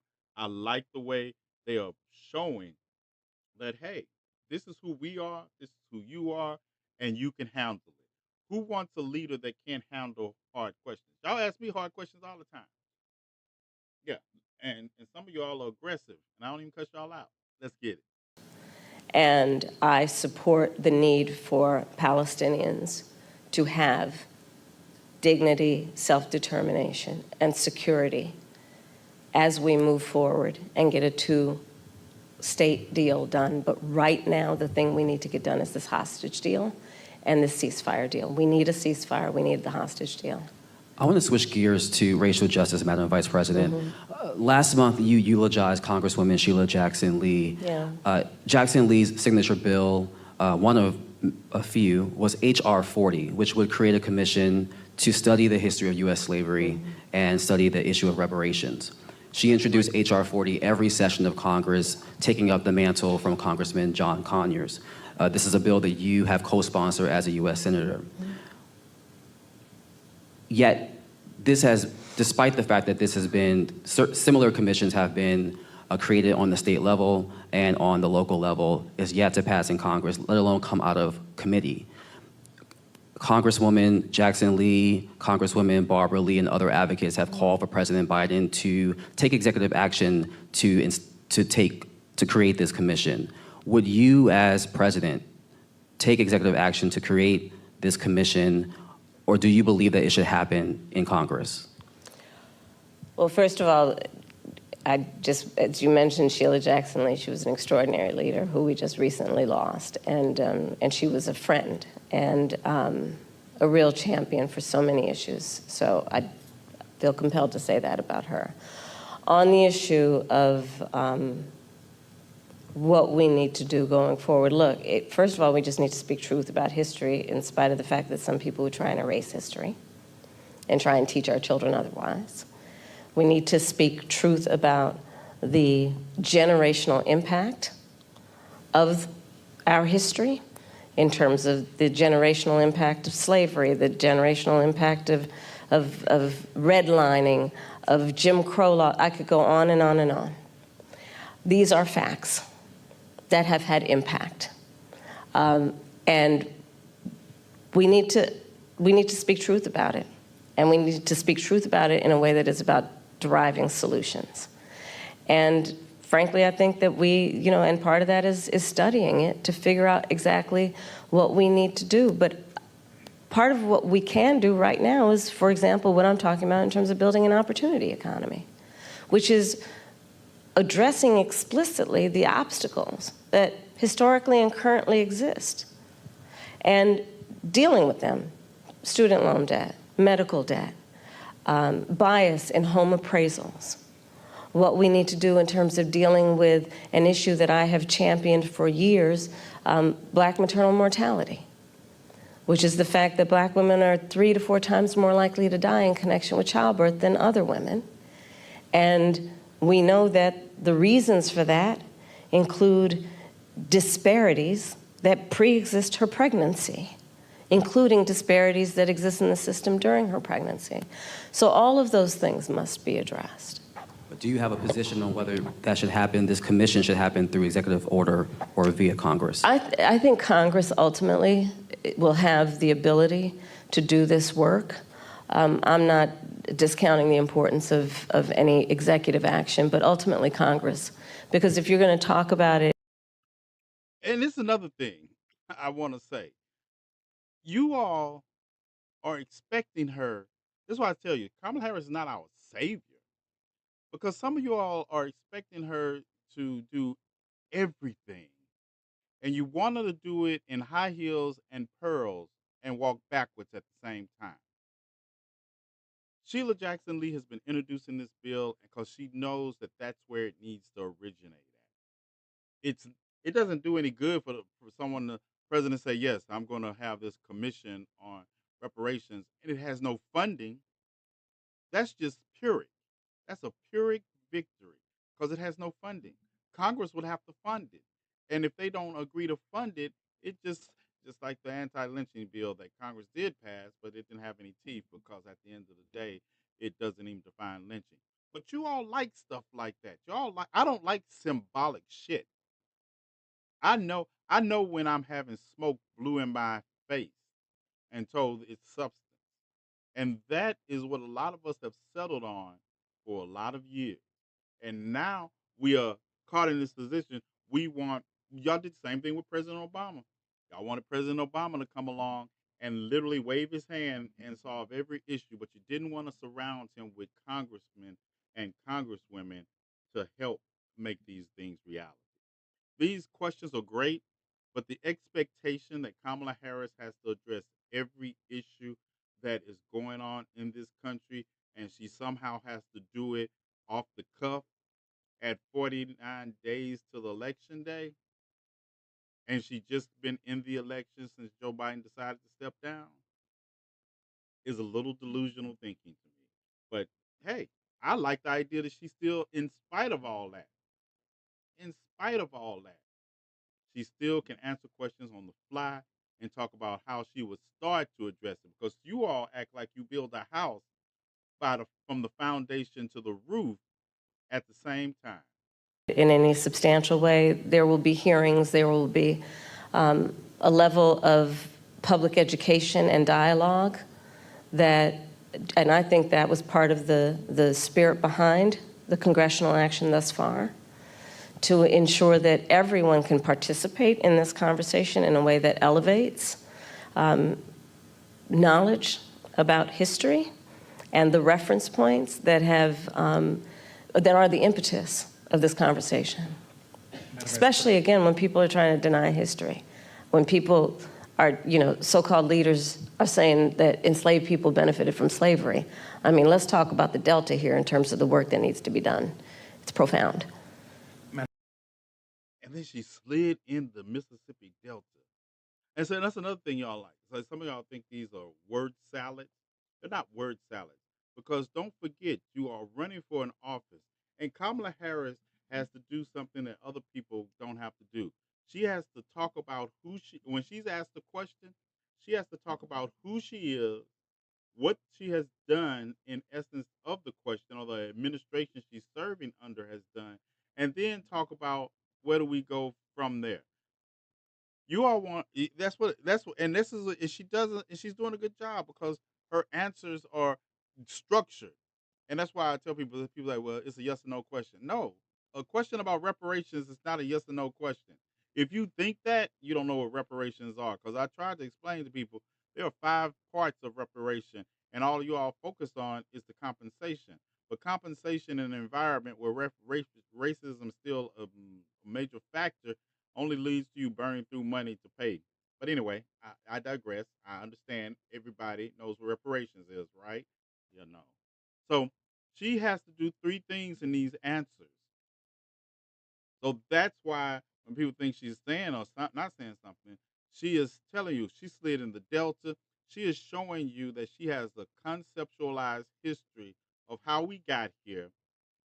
And from that point, what needs to be done to move past that, and also acknowledging what hasn't worked in the past.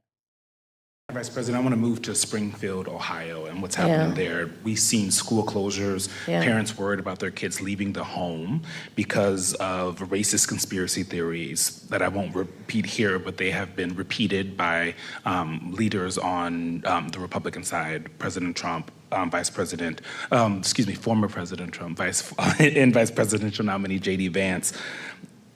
From your perspective, is this just a case of irredeemable racism that can't be mitigated by any rational action, or is this a situation in which a federal response could help this community heal? There's a question of resources and... Well, no, I'll let you finish and then I'll speak. No, please. It's a crying shame. I mean, my heart breaks for this community. You know, there were children, elementary school children, who it was school photo day. You remember what that's like? Going to school on picture day? Who were dressed up in their best, got all ready, knew what they were going to wear the night before, and had to be evacuated. Children.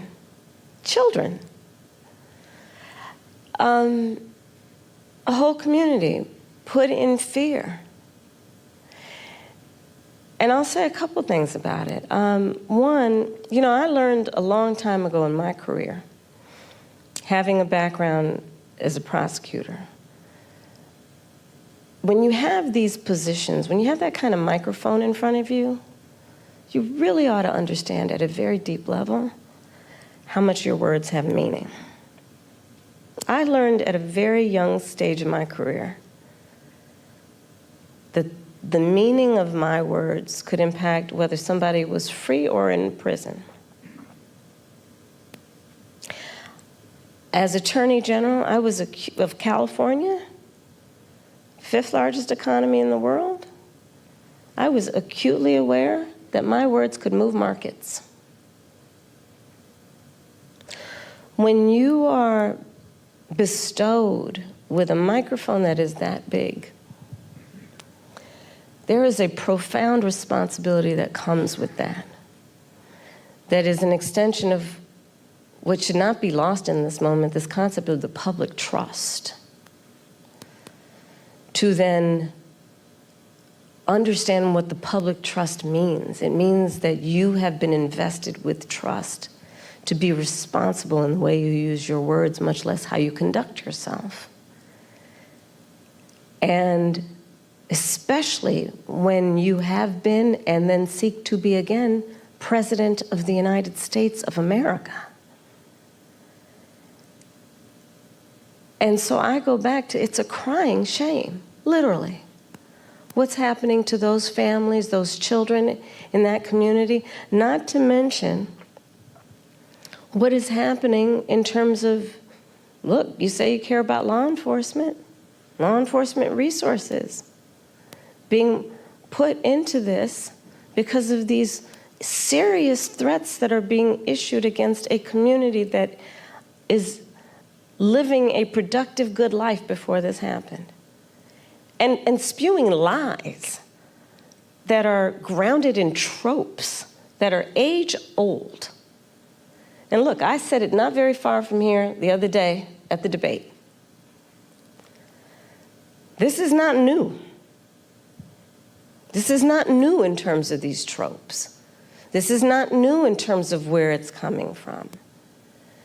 And, you know, whether it is refusing to rent to people, rent to black families, whether it is taking out a full-page ad in the New York Times against 5 innocent black and Latino teenagers, the Central Park Five, calling for their execution, whether it is referring to the first black president of the United States with a lie, birther lies. And look, the American people deserve, and I do believe want better than this. I do believe that. I know, the vast majority of us as Americans know we have so much more in common than what separates us. I know that. I know that regardless of someone's background, their race, their gender, their geographic location, I know that people are deeply troubled by what is happening to that community in Springfield, Ohio. And it's got to stop. And we've got to say that you cannot be entrusted with standing behind the seal of the President of the United States of America, engaging in that hateful rhetoric that, as usual, is designed to divide us as a country, is designed to have people pointing fingers at each other. It's designed to do that. And I think most people in our country, regardless of their race, are starting to see through this nonsense and to say, you know what, let's turn the page on this. This is exhausting and it's harmful and it's hateful and grounded in some age-old stuff that we should not have the tolerance for. So let's turn the page and chart a new way forward and say, you can't have that microphone again. Madam Vice President, I'm switching gears again. Okay. Quick question. I want to talk to you about gun control. So you've said you support an assault weapons ban and universal background checks, and we actually learned during the debate that you are a gun owner. Mm-hmm. But in cities like Philadelphia, handguns are responsible for most homicides and violent crime. The most recent FBI data shows handguns were involved in 59% of murders in our country. How will you address the issue of the use of handguns? Because a push for an assault weapons ban only addresses a significant but small part of the problem. So, first of all, yes, I am a gun owner, and Tim Walz is a gun owner, and we're not trying to take anybody's guns away from them. But we do need an assault weapons ban. Assault weapons are designed to kill a lot of human beings quickly, Yes, and an have assault no weapons place, ban, and have yes. no place, I'm gonna get to it, Yes. and have no place on the streets of a civil society. We need universal background checks, which, to your point about handguns, is about saying that it is just reasonable to want reasonable guns. Now, I'm gonna say this, right? Because I can't understand and when people make this argument about handguns in the face of number one, the complications necessary to deal with gun violence in this country. Um, they act like we're only calling for background checks on people that are buying assault weapons. Yeah, that's one, but we all that also extends to handguns. And also, before we get to it, do you understand that when you talk about closing the loophole law and for gun shows, that is also about addressing handguns. So when people make this argument like we're only talking about weapons of mass destructions that are used in most school shootings, that yes, definitely something separate has to be done about them, and handguns. Maybe it's because our culture allows their children to get a hold of our handguns, no matter what regulations we put in place. Also, but definitely background checks. But nobody also wants to talk about limiting gun protection in this country. When you get to the fact that there are 3 guns for every citizen in this country, like you all are preparing to fight a war against invading space aliens, that's a problem. It's a cultural problem also. But I want to say that before she gets into her spiel. But those issues specifically address all guns. All guns. Safety laws that say we should do background checks that we ought to know. It's just reasonable. You might want to know before someone can buy a lethal weapon. If they've been found by a court to be a danger to themselves or others, you might just want to know. And respectfully, we do understand that. But you're asking Yes. about... I'm you're asking asking specifically about handguns, because many of those handguns aren't purchased in places. Universal background checks apply to handguns. Yes. They do. But in And many instances, those handguns aren't even bought lawfully. Yes. Which is why I also have been very adamant for years. In fact, I myself protested at a gun show probably 10, 15 years ago about the gun show loophole and why we need to close that. Because what ends up happening is that gun shows at flea markets, gun dealers are not, under existing law in the past, required to register their sales. And so you are exactly right that a lot of homicides, for example, a good number of them, I don't have the statistic in front of my mind, are committed with illegally purchased guns. And that's why we need to address each entry point in the issue, including universal background checks, closing the gun show loophole, and what we need to do as a general matter to focus not only on reaction to crime, but prevention of crime. So you're raising a very important issue that has many facets, including what we need to do in terms of reasonable gun safety laws and what we need to do around crime prevention, what we need to do around crime deterrence. But listen, I have personally prosecuted homicide cases. I have held the hands of mothers who have come to me crying, who have said, I only want to talk to Kamala, because they knew when they sat down, I would treat them with the dignity and respect that they were entitled and due about the loss of their child, often their son, to gun violence and the need to take it seriously. And we must take it seriously in every way, understanding it's not just about a soundbite. It's about a comprehensive approach that deals with the tragedy of, to your point, everyday gun violence in America. It's real. It has had a profound impact in terms of trauma that, for the most part, has gone undiagnosed and untreated. The trauma that exists in communities around the violence of losing their children, losing a brother, losing a father, an uncle. All of that must be addressed, and we have to have a holistic response to it. Are there things we haven't thought about yet? Because every time we bring up this issue of gun violence, universal background checks comes up and a ban on assault weapons. Are there other solutions that you're also thinking about that will get at this issue? Absolutely. For example, part of what we did with, so we, as vice president and with the president, we were able to pass the first meaningful gun safety legislation in 30 years. And part of what that involved was millions and millions of dollars to put more mental health counselors in public schools, right? Because we know that there is an aspect of this that is about treating the trauma and dealing with it at its source before it ends up manifesting itself in a problem. There is the work that we need to do that is about putting resources into communities around violence prevention. I've been a big advocate of that for years, which includes what we need to do around putting resources into community-based intervention that is not just requiring on the good people in the community to volunteer to do the intervention, but actually paying people to do it because it's a full-time job.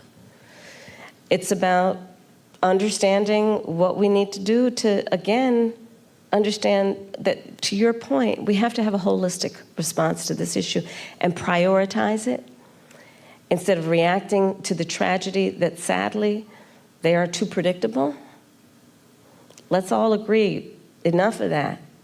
There are very few solutions that we haven't thought of. We need to put the resources into them. Madam Vice President, we want to move to the topic of reproductive access, something that you have worked in leading on both for the administration, Democrats, before we get off the gun thing, right? Before I get into this, because I think the next topic is going to be women's rights and issues like that nature. I want to say, is she talking about the project about the Tennessee lawmakers who got expelled? Um, no. I want to get on to this before we go to people ask. Oh, can you hear me? Testing. 1, 2, 3. 1, 2, 3. Can y'all hear me? Somebody let me know. Somebody let me know before I continue. I know I'm officially old in less than 5 minutes. Not that good. I don't know what. Oh, it's probably because when I do stop, it takes a moment to equalize between the video that we're watching and the sound. All right, but before we get off the gun thing a minute, understand when people say, "Do have you thought of something new?" I'm glad she didn't fall into the trap because people are waiting for her to fall into the trap of what I want to say about the Second Amendment. Um, yes, we need to do away with the Second Amendment because if our government turns against us, we won't have your little gun won't work anyway. But there are other answers that people don't want to talk about. They don't want to talk about like the insuring your gun doesn't. Yeah, that just helps people get paid if something happens with your gun, like your child kills somebody. It doesn't.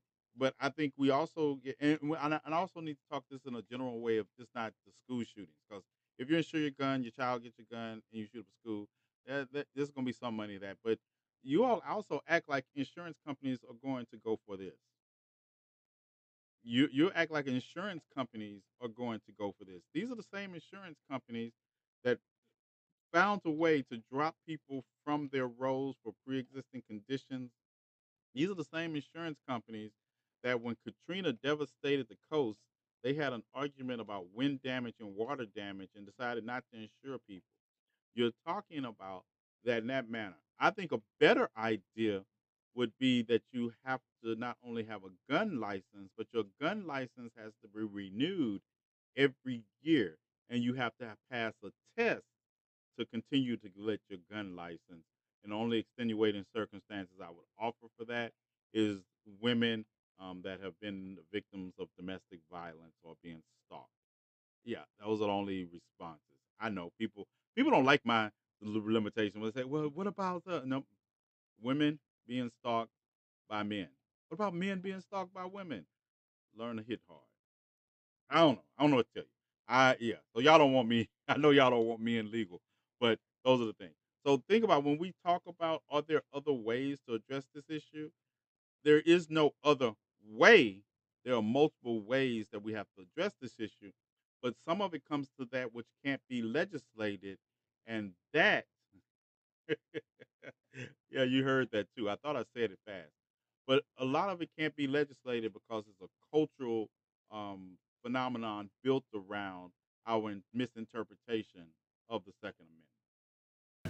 And now the top of the ticket, you've said that as president, you would want to codify Roe. If it came to your desk, you would sign a bill that did that.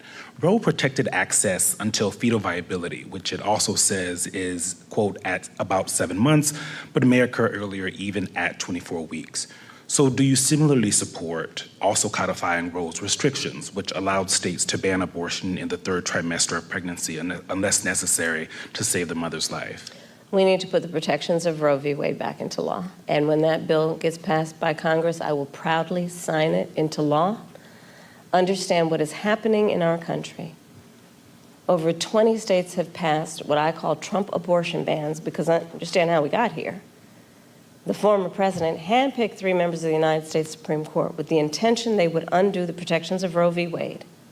They did as he intended, and in state after state, laws have been passed criminalizing healthcare providers. I don't know if anyone here has heard most recently the stories out of Georgia.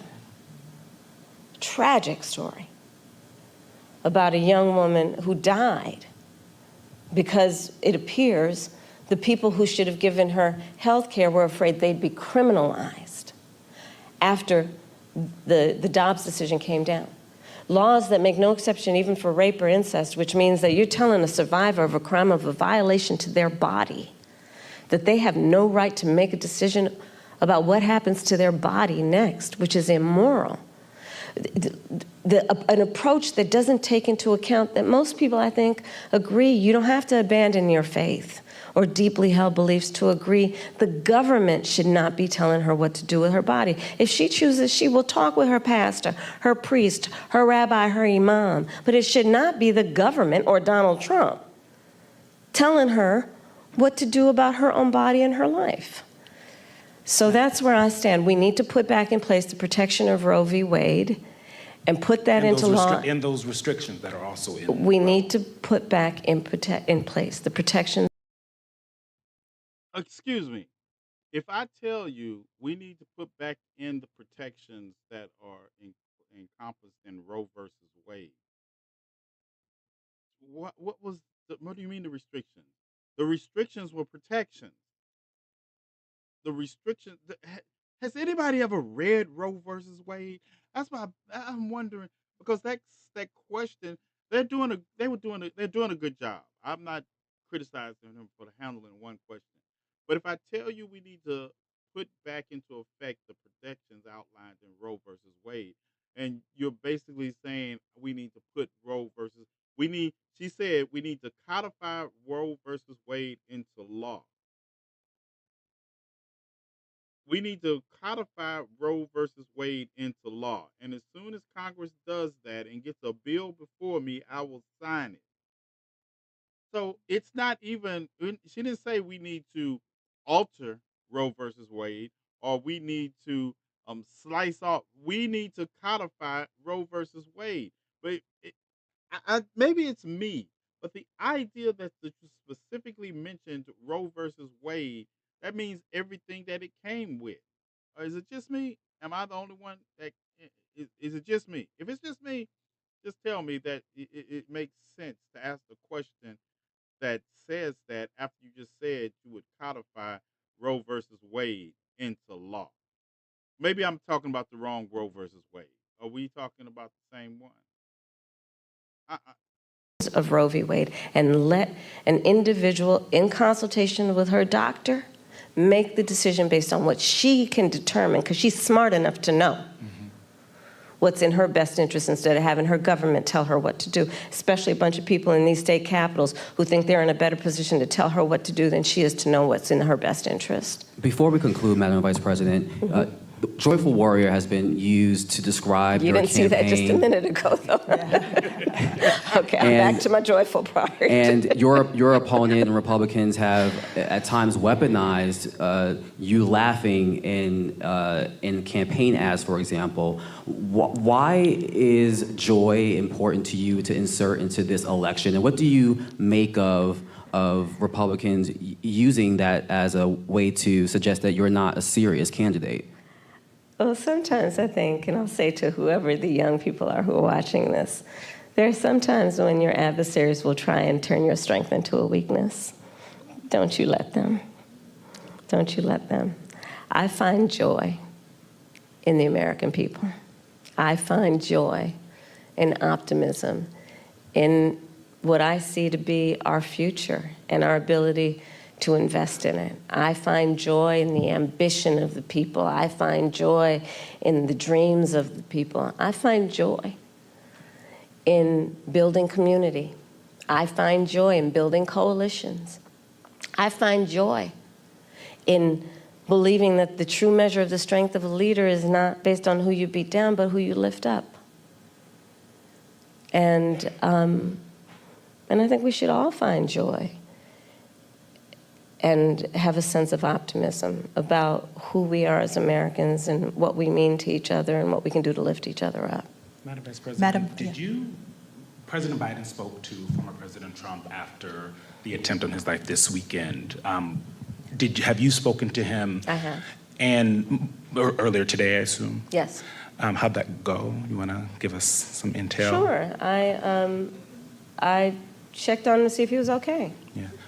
And I told him what I have said publicly. There's no place for political violence in our country. I am in this election and in this race for many reasons, including to fight for our democracy.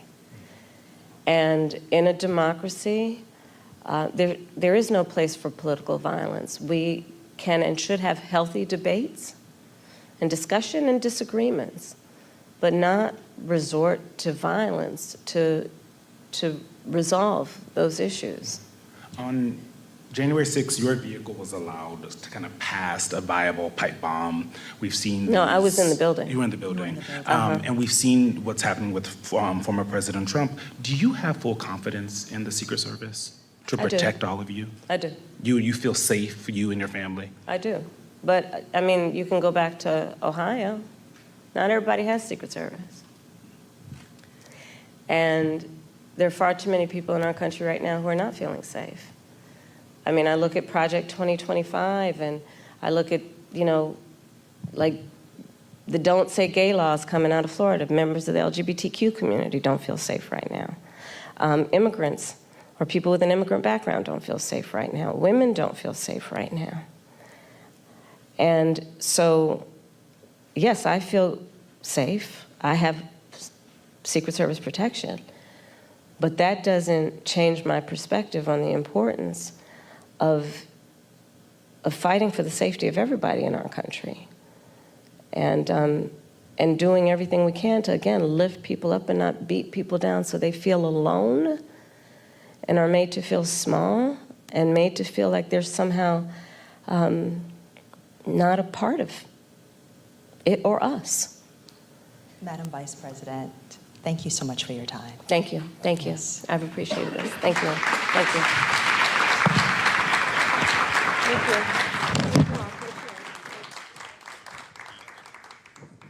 While they clear out, a moment, I'm going to give me a moment.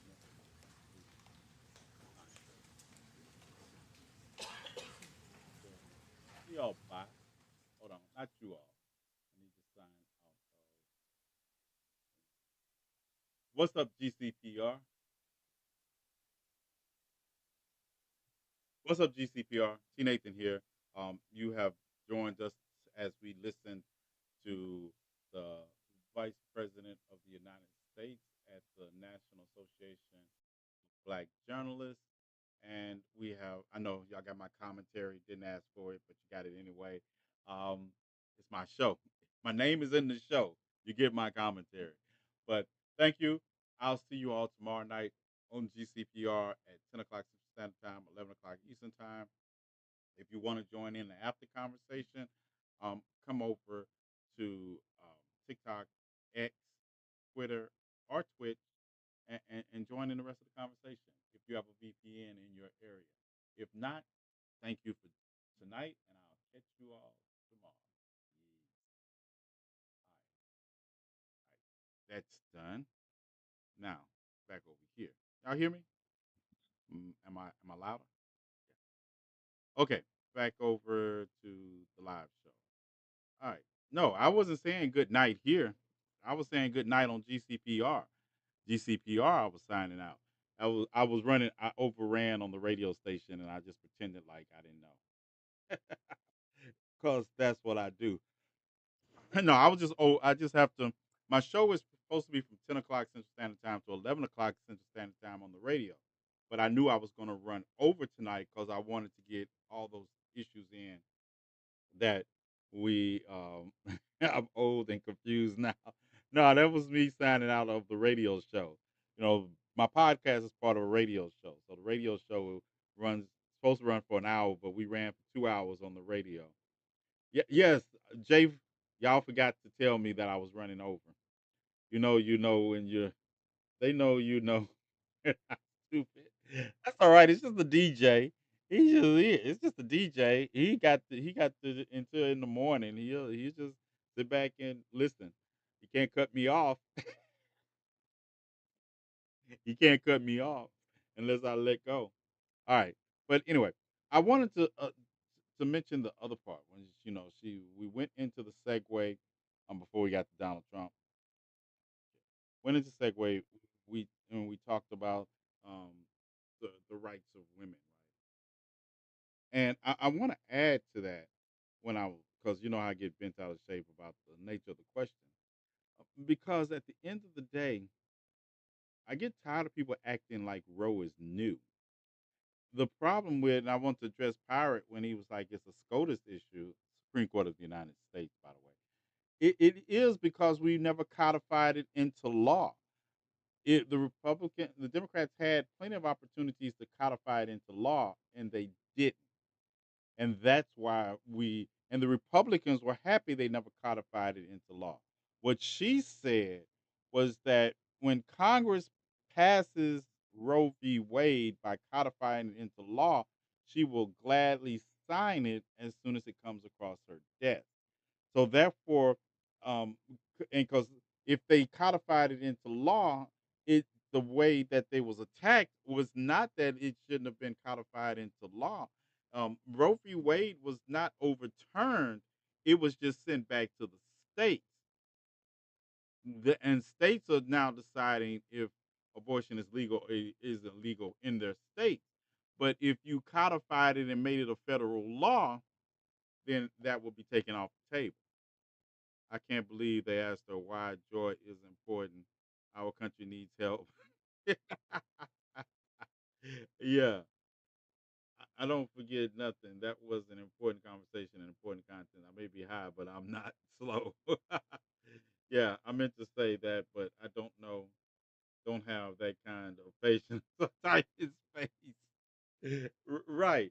So as long as we let it be an issue, like I said there's a lot of conversation I'm saving to November the 6th because I don't want to confuse people about where I stand on what we need to do on November the 5th.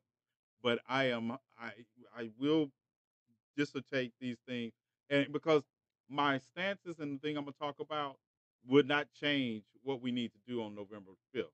But then we need to have some input on what these plans look as policy, and that's what we the people are supposed to do. I don't know why so many people care what someone else does with their private home. I'm gonna tell you why. I'm gonna tell you why. And the issue of women's rights to their body is because of population decline of white people. That is stringently necessary. And also knowing that, and this is people like, it's a jump, but medical apartheid is real. And black women are 4 times more likely to die in childbirth than white women of the same age, everything the same, even wealth. Wealth does not change that because of health care. So if you could control what a woman does with her body, even to the point of when she is assaulted for it to be done with her, then that's the control. And once you start controlling what women can do with their bodies as far as birth, how far of a step do you think it's going to be from controlling who women are able to do it with? What children are allowed to be born and what children are not allowed to be born? Women should say no sex till we get our rights like they did in the older. I'm gonna tell you, correct. There's a movie. What's the name of the movie? Spike Lee movie. Women withheld sex from their boyfriends that were in gangs until they stopped. And I mean the whole community. And it wasn't like you could break up with one and go to another one. That was it. And then you look at that's what the control factors are. People don't realize. People think it's only about money. And I think I had this conversation a night or two ago. If it was about money, money is easy. Our corrupt system can get money without violating any rights. It's a corrupt system that money was the issue. This is about control. This is about control. There's no money in keeping trans people um, from doing drag queen book story time. There's no money in that. It's about control. It is about control. There is no money in a lot of the things they are proposing. It's about control. It's about a moralistic control, an ideological control. It's about control because at the end of the day, true power doesn't lie in money. It's what you can get people to do. People just mostly look at it through money. Like you can't control me with money. You couldn't. It's not a good idea to try either. That's I'm telling you, you all know, you all have followed me on this journey for years. There have been people that tried to control me with money by saying, "Hey, I know you're passionate about those who are homeless. I got a couple of dollars for you if you send me a dick pic. That got me fucked up. So you can't control me with money. Even though I'm passionate about that, if I wanted, if I really needed money for it, and I really was that, if I really wanted, I would take your money like I would have 30 years ago. I would take your money. Wouldn't be a problem. Um, but that's not the issue. The issue is about control. We need to talk about societal changes. Don't lie, Olivia. You're trying to leave. What did Olivia say? Exactly why I hate the private prison profit argument. That right. Right.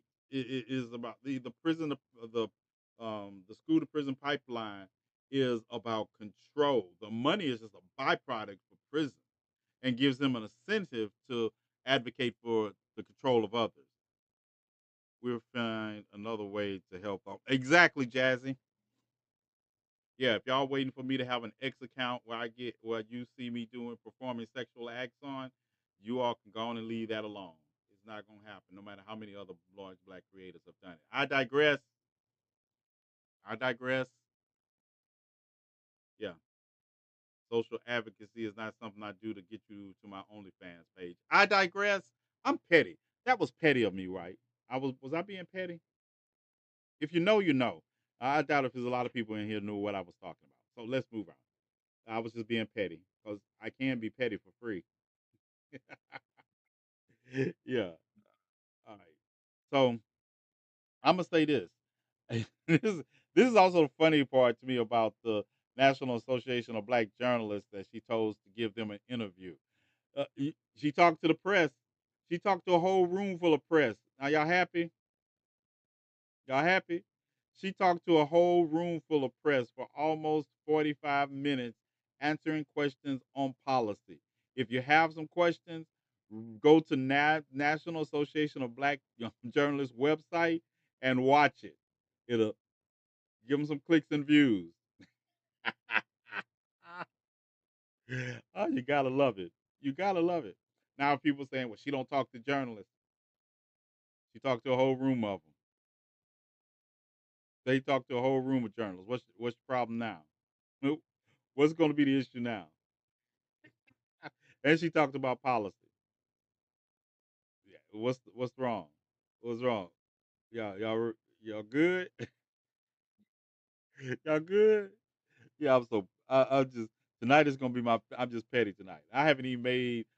I got another video to make about toning down the rhetoric because I ain't turning down shit. I'm not turning down shit. Donald Trump is a threat to democracy. January 6th proves it. Donald Trump wants, and then JD Vance talking about, hey, I don't want, y'all need to turn down the rhetoric and stop calling Donald Trump a threat to democracy because some crazy person is going to hear that. Let me tell you, all I know for sure about the two people that, one person that did take a shot at Donald Trump and the other person that I don't even know if he was there to, I don't know, he could have been there to try to give Donald Trump sexual gratification for all I know, because he didn't shoot at anybody. But all I know about both of them is that one was a registered Republican and the other voted Republican in 2016 and voted for Donald Trump. What's up? What's up, Shawnee? So I don't know what y'all talking about. We need to turn down our rhetoric. Sound like y'all got a problem. Sound like they got a problem. Yeah, right. Was the gun loaded? Yeah, was the gun loaded? Are we sure the gun was even loaded? Like it's open. It's legal to walk around with a gun in Florida. Yeah, uh, they shot at him first, and from what I can see, he's not being charged with anything so far except possession of a firearm by a convicted felon and obliterating a serial number off of a gun. There's a video going around saying Kamala put a mother in jail for not bringing her sick child to school. Enough. They try anything. There was they talking about the truancy law, and I did. I remember in 2019 I spoke about that was one of the things I didn't agree with, and she championed it. She championed it, but it wasn't. She didn't write it. It was the state of California did, and I said I did not like the idea because those kind of truancy laws impact black and brown people first because they need they're usually the ones that have to get, especially single black mothers, have to get up at 5 o'clock to be at work at 5:30, and they trust their children to get themselves off to school, and sometimes they don't go, and then they don't know. They don't know. It just this I didn't like it disproportionately affected black and brown kids. That was my problem. And I talked about that. But they didn't prosecute anybody and send them to jail for it. Yeah, they didn't prosecute anybody and send them to jail for it. She just she stood, she championed it based on the state law. They can't just like they were telling. I broke it down because people go, she locked up 1,500 black men for simple marijuana possession. No, she didn't. Number one. Let me put it this way: Kamala Harris was not out arresting anybody. Let's get that out the way first. You say put people in jail. No, Kamala Harris was not out arresting anybody. Even when she was DA, she didn't make any arrests. That means the police arrested somebody. And let's go back to the DA. I think there was 1,900 simple marijuana cases came through her office when she was DA. The DA is over the DA's office. They have other people in there that prosecute cases. Like, and every case isn't brought to the DA to talk about like some simple marijuana case. But anyway, during her time in office, of those 1,900 simple marijuana possession cases that came into her office, or marijuana cases, period, about 45 people were convicted. About 45 people were convicted. When she was the Attorney General of California, about that same number was from all over the state of California. I don't think people know how to all over the state of California, and most of those were not convicted either. Yeah, they served time the time they were in jail, but when they came to court, they took plea deals that usually did not involve extensive jail time. They got credit for time served. I just want people to understand that's why I do this, Jazz.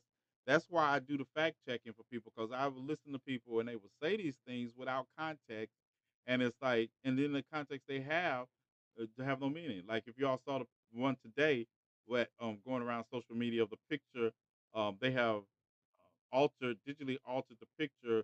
He was dating Montel Williams and put Puff Daddy's head on it. And this is the thing. And this is the funny part, right? Because I wish they had, if they would came to black people, we could have told them, yeah, that's not how Sean Combs looked 23 years ago. They put a more recent picture of Sean Combs on the superimposing. I was like, maybe now, number one, you couldn't get past black people because we have a social awareness of our pop culture status in this country. We all remember what we were doing before we went and saw the first Color Purple. I mean, anything in my lifetime, I know when Michael Jackson came on the Ed Sullivan Show. We know all that. You can't trick us with things that have happened in our lifetime. And even if you didn't know who Kamala Harris was at the time, Montel Williams was big in 2001. We followed him around. We watched his show. We knew he was a Marine. We knew all this about him. And we knew he was dating some lawyer from California when she showed up on the red carpet with him. So when you put Puffy's head, even good digital job, but we already know. It's like, yeah, you can't. And then to watch these people, y'all go watch my video, the one on my main page. Um, if you probably can't see the one where I'm talking about Israel putting explosives in pages, but the one before that, I tell them, I was like, right plan, wrong people. Wrong people. I don't care how much AI you have. We know black people. We know black pop history in our lifetime. You can't do that. You can't do it. And then one guy, he was just so bold. He put the video up of Montel Williams with Kamala Harris on the red carpet, where they literally say Montel Williams' name and he introduces Kamala Harris, and he put on there that was P Diddy. I was like, dude, you literally posted the video and didn't listen to it. Because in the video he posts, they tell you who it is. In a case of all black people look alike and your family tree has no branches. That's the intersection they live at. It came up on my For You page, but it helps that we or mutual. Yeah, I got you. And then people like, how do you know? I was like, how do you know? Maybe I don't pay attention to y'all lifetime, but I pay attention to my lifetime. And I pay attention to the stories my mother and grandmother passed down to me about their lifetime. It's like I know a lot of things are fake, but I want to know the real story. Yeah. Oh, you know you're gonna get it from me. Y'all haven't seen the have y'all seen any more of people trying to pass the story that Kamala Harris hit a girl and paralyzed her in 2011? They showed my video. I don't like the shade room. I'm going to say it. If they never show another of my videos in the shade room, I won't care. Because they show my videos in the shade room because I be blasting people that they keep follow. So they'll show my videos in the shade room. And I haven't seen another video about the 2011 supposed accident since then. Because the shade room had ran with that video too, talking with that narrative. I can't stand the shade room because I think they on the Russian pay also. I said what I said. Yeah, they cover us only when it's conservative or when that you're getting so much attention and you're such a large creator they can't help but to address any misinformation they put out. Which is why I said he should never have been elected for office. What what did I miss? What did Robert say? Do you think black people will be slaves again if Trump wins? I think it depends on if you mean chattel slavery. No, we even I don't. Enslavement and slavery are two different things to me. But I know what you mean. So chattel slavery, no. But Jim Crow slaves, possibly. Jim Crow slavery, yeah. If you know Jim Crow series of laws, I can see that. I can see the laws being repealed in such a way that gerrymandering will become a thing.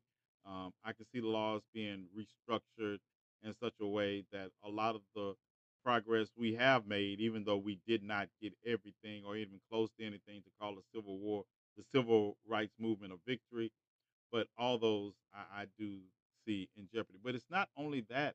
I just see the hmm, the nature of government changing and not in the way that I would like to dismantle the system and rebuild something in. I just see the system becoming more white centered. And by white centered, I also mean rich white centered. So a lot of these people that are advocating for this type of government, they're going to see their asses out also because they're just a means to an end and they don't know it. And they're gonna be doubly out because I'm not feeling any sympathy for them. They will still by associating with the enemy, when the enemy gets in power and the enemy turns on you, I'm not your friend. I'm not your friend. So I just see a lot of those same white people that can't string two sentences together to make a coherent thought except Trump 2024. A lot of them are going to find themselves in positions that they didn't think they were going to be in because by, Trump is using xenophobia and racism to get to his goals. And those people that he is using it against, they don't realize that they fall in the same subcategory to him that associated with classism. So Donald Trump and his cohorts are using racism and xenophobia to secure power, and then they're missing the point that Donald Trump and his cohorts are also classist, and they're not in. They laugh just as hard as we laugh when you all see these Trump supporters at rallies and some of the things they say. Those are the same people who can't read green eggs and ham. Got a lot to say. Exactly. Exactly. Same people. They're the same people. Yep. All right. Y'all have fun tonight? We spent 2 hours and 30 minutes on. It's longer than I usually go, but I had a lot to talk about. And in the last couple of weeks for the election, we're probably going to have a lot to talk about because we're going to focus on what we need to be doing. We're going to focus on we're gonna prepare and for election night. Election night will probably be the longest I'm on live for in a while because it's. I did a marathon once. I did several marathons to raise money for different causes, but election I would probably go live an hour before the polls close, and I would probably be live until the polls close, and we will leave out. So if you want to join me, then we can come in, but that's what I plan to be doing on election night, and I probably will be taking some guests. I'm tired of the Stevens doing their fetching for master. I am too, but people won't let me take the actions I would like to take. Run, Spot, run. Have you read the Jade City trilogy and I'm on book 3? I think you Jade City. Jade City. No, I'm thinking about what's what's the name of the first book in the Jade series theory? Is it because I read a it's a series of books and it takes place in the Jade City, but it's not the name of the. Oh, I've read the author, but yeah, I'm gonna look at it and see if I've read it because um, I don't need anything else to read right now. I still have 4 books that I haven't read. Well, 3.5 because Sunday I had to go live. It was book 1, then Jay Ward, then Jay Legacy. I've seen those books. I haven't read them, but now that you mentioned the names of the books, yeah, I've seen those books, but I haven't read them. So are they good? Any blurred moments I need to have before I look? Because Tyra trying to drag me into a blurred moment. All right, but Pyra, we could go, nope, we're not going live on my main page. I've been on live for 2.5 hours, and unlike some people, I like to read and monitor my screen. So that's what I'm about to do now. Read a little, take Bella out, monitor some screens, so we can talk about what happened and what unfolds tomorrow. I need somebody to find out where the Rocket Raccoons are breeding at, so we can pull a. Nope, we're gonna talk about that later. Oh, real quick, bootleg movie night this weekend. Put me some suggestions what you all like to see, and if I see one teeth, I'm going to mute you all for a while. I'm just letting you know. Don't put teeth in the comment section. Don't spell it backwards. Don't make it a anagram game. Do not put teeth in the movie section. All right. So that's what we got. We got bootleg movie night. I got some movies. You all remember the guy from um Rebel Ridge? Y'all remember the guy from Rebel Ridge? Well, I got a lot of movies that he played in. I want to watch Old. I want to watch Old, the M Night Shahan movie from 2021. I found the guy who was in Rebel Ridge in Two Face. Okay, okay, that's creative. That's creative. All right, I didn't cover that, so that's okay. I suggest the Atlanta reparations episode is good satire. Okay, okay, that could be toothbrush. Okay, all right, y'all getting it in. Y'all getting it in. All right, I'll stand by my word. I can't do anything about that. You all are getting it in. Um, yeah, don't get carried away. I will I will pull a something.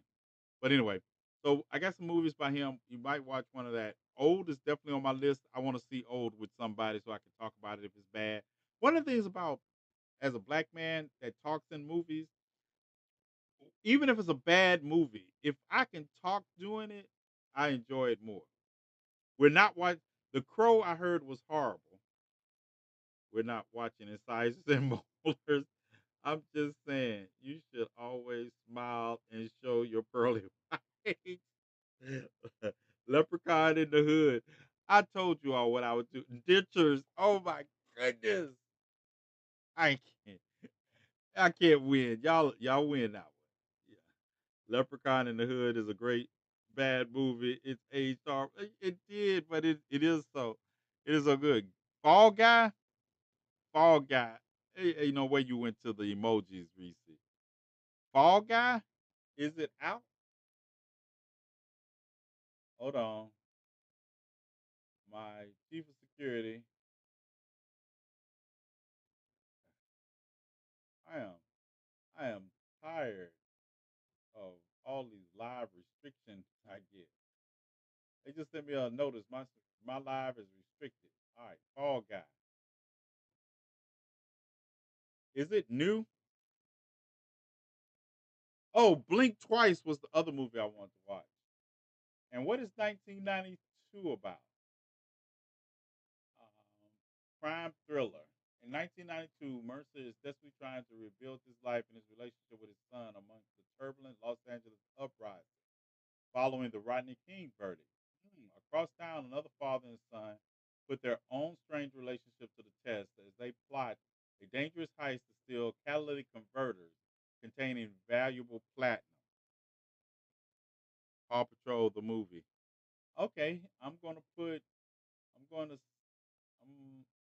I got Beetlejuice, but I can't. We gotta watch that. I got Beetlejuice too. We can watch. As soon as I want to make sure my bestie is available for that one.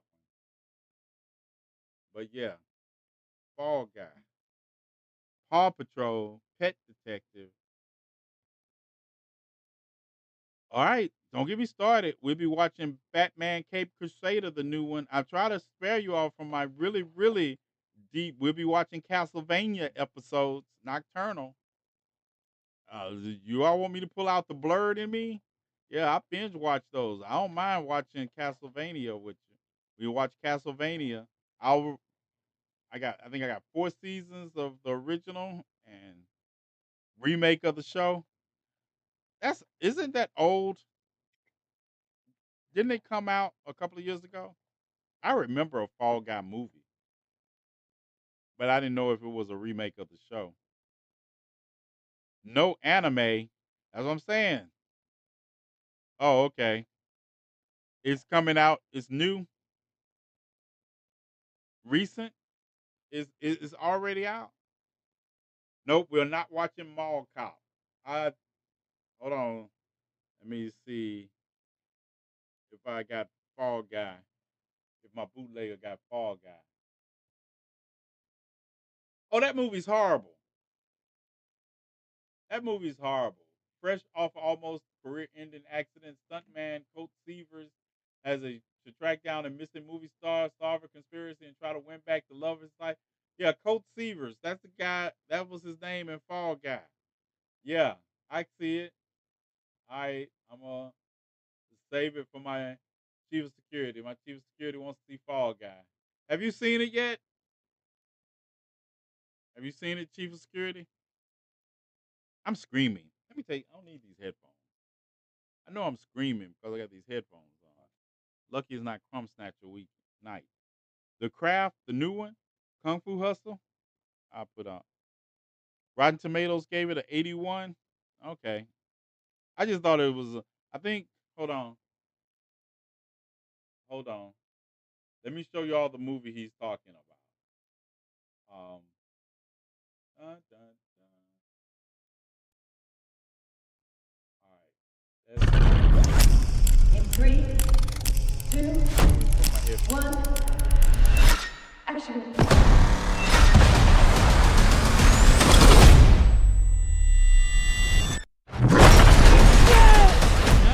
So good.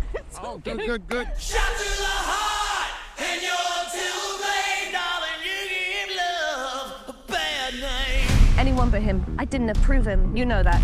You are literally the last person on earth I want to see slap the shit out of you. I really could. And I'm open to that in a safer environment. You've been a ghost. No phone call, no text. It's not like I didn't want to apologize. You don't have to explain anything. It was just a flame. So how have you been? God, I hate that thumbs up stuff kind of stuff. I'm the director. We're gonna set this man on fire. You're a stunt guy. We need to keep it super profesh. Profesh is my middle name. You said your middle name was Danger. How'd we do, boss? Really? Yeah. Holster that. Yeah, it's holstered. It's done. Forget. You never saw it. Tom Ryder, the biggest action star on the planet, is missing. You need to bring him back on. Jodie's movie is dead. Why me? You're a stuntman. Nobody's gonna notice you. That's your job. No offense. I mean, some taken. You find Ryder, save Jodie's film. You get the love of your life back. I'm not the hero, I'm just the double. Not today, you're not. Tom, we only need you back on set, pal.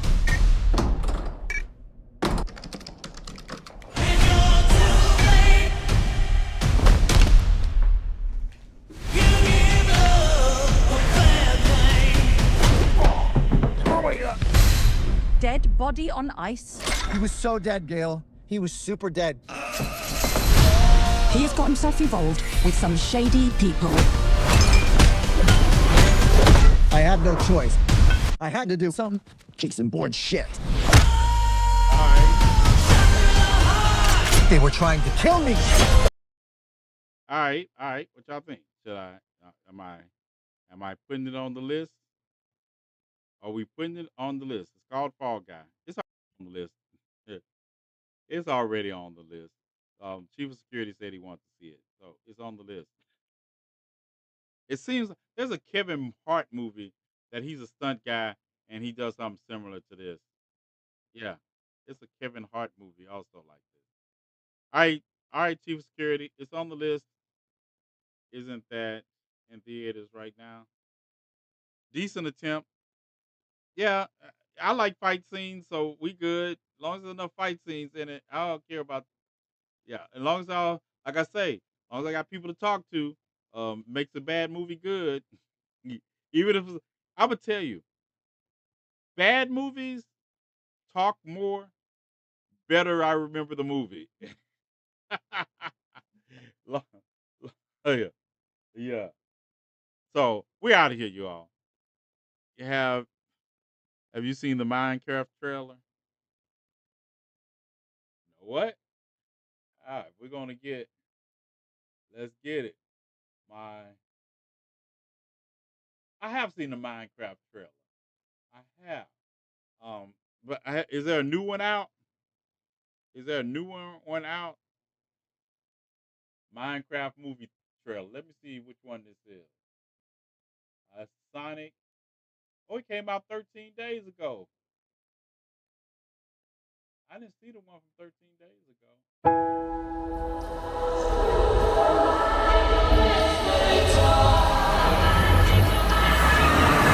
Right this way.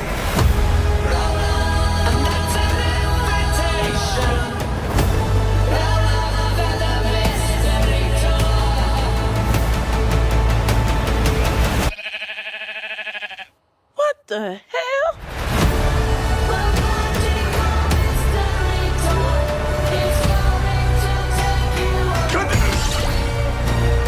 Anything you can dream about here, you can make.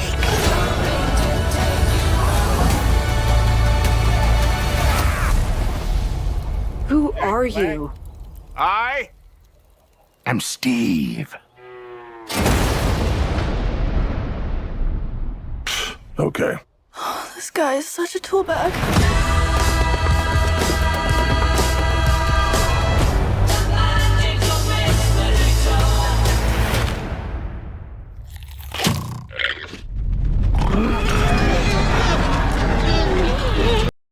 Why does the Minecraft movie look like something? Why does the Minecraft movie look like something that used to be extremely elevated to watch? That's an extremely elevated watching movie, I guess. Yeah. Aren't we mad at Jack Black for not backing his bestie? I played Minecraft for years and I still don't understand why they have Jason Momoa like that. Right. All right, y'all. No, don't mention anything else because we only have 16 minutes. It'll be 3 hours, and I am not going 3 hours on live.